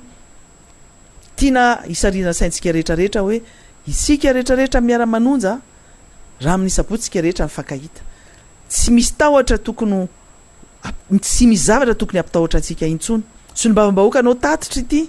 engany hoe tsy anao andreny atsojay ohatra natao teny Amerika Sinina fotsiny satria raha teny Amerika Sinina tsika fitsangatsanganana ny tokony nataotsika dia be de be ny antsojay be de be ny fanakatsakanana zay natao a na tonga fahasorenana reny zavatra reny fahatezerana na tonga fahatezerana ary ny zavatra tsy tokony natao noterenana saina nataotsika satria lasa tsy maintsy nanao kabary politika sika nanehoana zay tsy fankasitrahana ny fanelingelenana zay nataony fitondram-panjakana na ny mpitandro filaminana zany na ny ATT ka engany e tsy ohatra zay intsony no ataon'ity fitondram-panjakana ity fa tokony anao any samyny anjara tandrifiny azy daholo amin'ny andraikitra tandrifiny azy daholo tsika rehetra za moa gaga zany omaly nisy namana anakeny misomba mandrakizay dia ny teny izy hoe ohatra misy zavatra hafahafa ity fa ohatra ny mangady mandavaka an'le lalana makeny amin'le toerana tokony anaovana an'le hetsika de tapaka mihitsy ny tsinaiko tena tapaka ny tsinaiko tena tena mea hosa inona re ndraiky ako ty ataony ty fitondrany fanjakana ty indray e iza ndray ary ty manoro voana ty iza ndray ary le mpanolo-tsaina manao ty manaonao foana ohatra ty de zay le zavatra tenentsika hoe rehefa be de be ny tahotra ny lehibe indrindra de lasa maka mesure hafahafa ridicule ohatra zany de nareo fa mieritreritra hoe raha ravahana ny tany de tsy afaka mandeha amin'le toerana le olona ny tomobile mety tsy afaka mandeha fa ny olombelona afaka mandeha foana ary le fametrahana ny mpanohitra fahavalo mihitsy ny tena mahagaga nge zay tsy nametraka na iza eto fanandrina politika amin'ny fotoana rehetra ny hevitra no miady mbola tsy togy zany hoe ifamono faty zany tsika nanao violence physique zany sanatria mivava ngeda tsy tonga eto Madagasikara zany hoe zavatra mitranga ny Afrika any amin'ny Birmanie zany fa mametraka nay ho fahavalo hoe ohatrany manao pozina inona moa zany le mandavaka an'le tany mandavaka lalina mandavaka adivory hanaovana hierovana ny tanàna anankiray na vohitra anankiray ny fanaovana andreny adivory eny nge de natao ho an'ny fahavalo e anakanana ny fahavalo tsy ho tafiditra amin'ny tanàna de sanatria mivava ve zany ve no ataon'ny Miara Jabaly eny amin'ny toerana eny Somandrakizay na sanatria mivava ve ny katolika hanao an'izany hanao an'izany adivory zany ametraka ny mpanohitra sy ny Miara Manonja ho fahavalo oka le retsy aza miditra amin'ny jeu ny olona fafa ohatran'izany ianareo satria io tany io tsy ho an'ny Miara Manonja akory tsisy hihinana ny taninareo eo ampiasaina indray mandeha fotsiny tontolo ny andro ny sy marsy io a de vita ny ampiasaina anazy a de samy mody amin'ny mpilaminana daholo ka zay zavatra zay no tiana hitenenantsika rehetra hoe isika rehetra zay efa vonina ny andeha hoany any amikanja sy mandrakizay raha misapotsy mivonona efa homakomany daholo ny hira fa ataontsika ambiance mahafinaritra be io ny tatitra ho fitaitsika rehefa vita ny tatitra dia fiaramientantsika rehetrarehetra no atao fiaramientana zany zavatra misy ambiance mahafinaritra zany satria samy tonga ny disy manina de zay zavatra zay no dadiavintsika ary ny zavatra tiako ampitaina farany de zao ho an'ny mpitondra fanjakana mino a fa marobe ianareo mihaino ny ty fandarany ty isan'andro san'andro anaovanay kopakopa tanana hatramin'ny filoham-pirenena nge mihaino fantatra efa mihaino nyty fandarany ty ianareo andapa rehetrarehetra ao mihaino ianareo ministra ianareo gouvernement ianareo rehetrarehetra akoatra ny renseignement généraux sy ireo olona karamaina amin'ty compte fake rehetrarehetra ty kopakopa tanana ho anareo rehetra androany fa izao fotsiny no zavatra tiako tenena aminareo de hoe raha sanatry mivavy ianareo manakana an'izany olona tsy andeha any amin'ny somandrakizay zany nenay efa tapa-kevitra hoe hoeny izahay efa fanapa-kevitra ary fampiomanana efa 4 andro meloa efa tamin'ny 25 février no natao ny taratasy napetraka teo amin'ny préfet fa raha nao an'izany ianareo de tsy tianareo iteniny marina sy alalany marina mihitsy zany ty vahoaka malagasy ty sakananareo izahay tsy iteniny marina tapenanareo vavy izahay a tsy iteniny marina kanefa ny vahoaka efa manomboka malala an'izany marina zany amin'ny alalany ty fandarany ty efa maro koa no masamy teny masamy joro mino a fa tsika rehetra ho tonga maro be tena maro be miaraka amin'ny akanjo menamena amin'io fotoana raha misabotsy io ka dia raha misabotsy tsika mifankahita dia hatreo indray aloha ny fandraisako fitenenana ny ompaniko manokana amin'ny resaka somandrakizay aloha ny fandaharana androany satria zava-dehibe ho antsika loatra zay dia samy tain'Andriamanitra indray a raha amin'ny apitso indray mankasitraka atsika jiaby nanaraka ny fandarana Miara Manonja tamin'ity niany ity faranantsika amin'izao mantsantsagna izao ihany koa ny fandaharana manentana atsika jiaby hitandregny izany amin'ny famerenana amin'ny ariva eo amin'ny onjapeo ny MBS azotsika atao ihany koa ny mitandregny ny Miara Manonja ho an'ny any amin'ny ivelan'ny Madagasikara amin'ny alalan'ny pejy ny MBS sy ny pejy ny AZ Radio Télévision ao amin'ny Facebook ndraiky ao amin'ny YouTube izay indray no masaka azonaroso tamin'ity niany ity mankasitraka atsika jiaby mame fotoana ho anao amin'ny amaray koa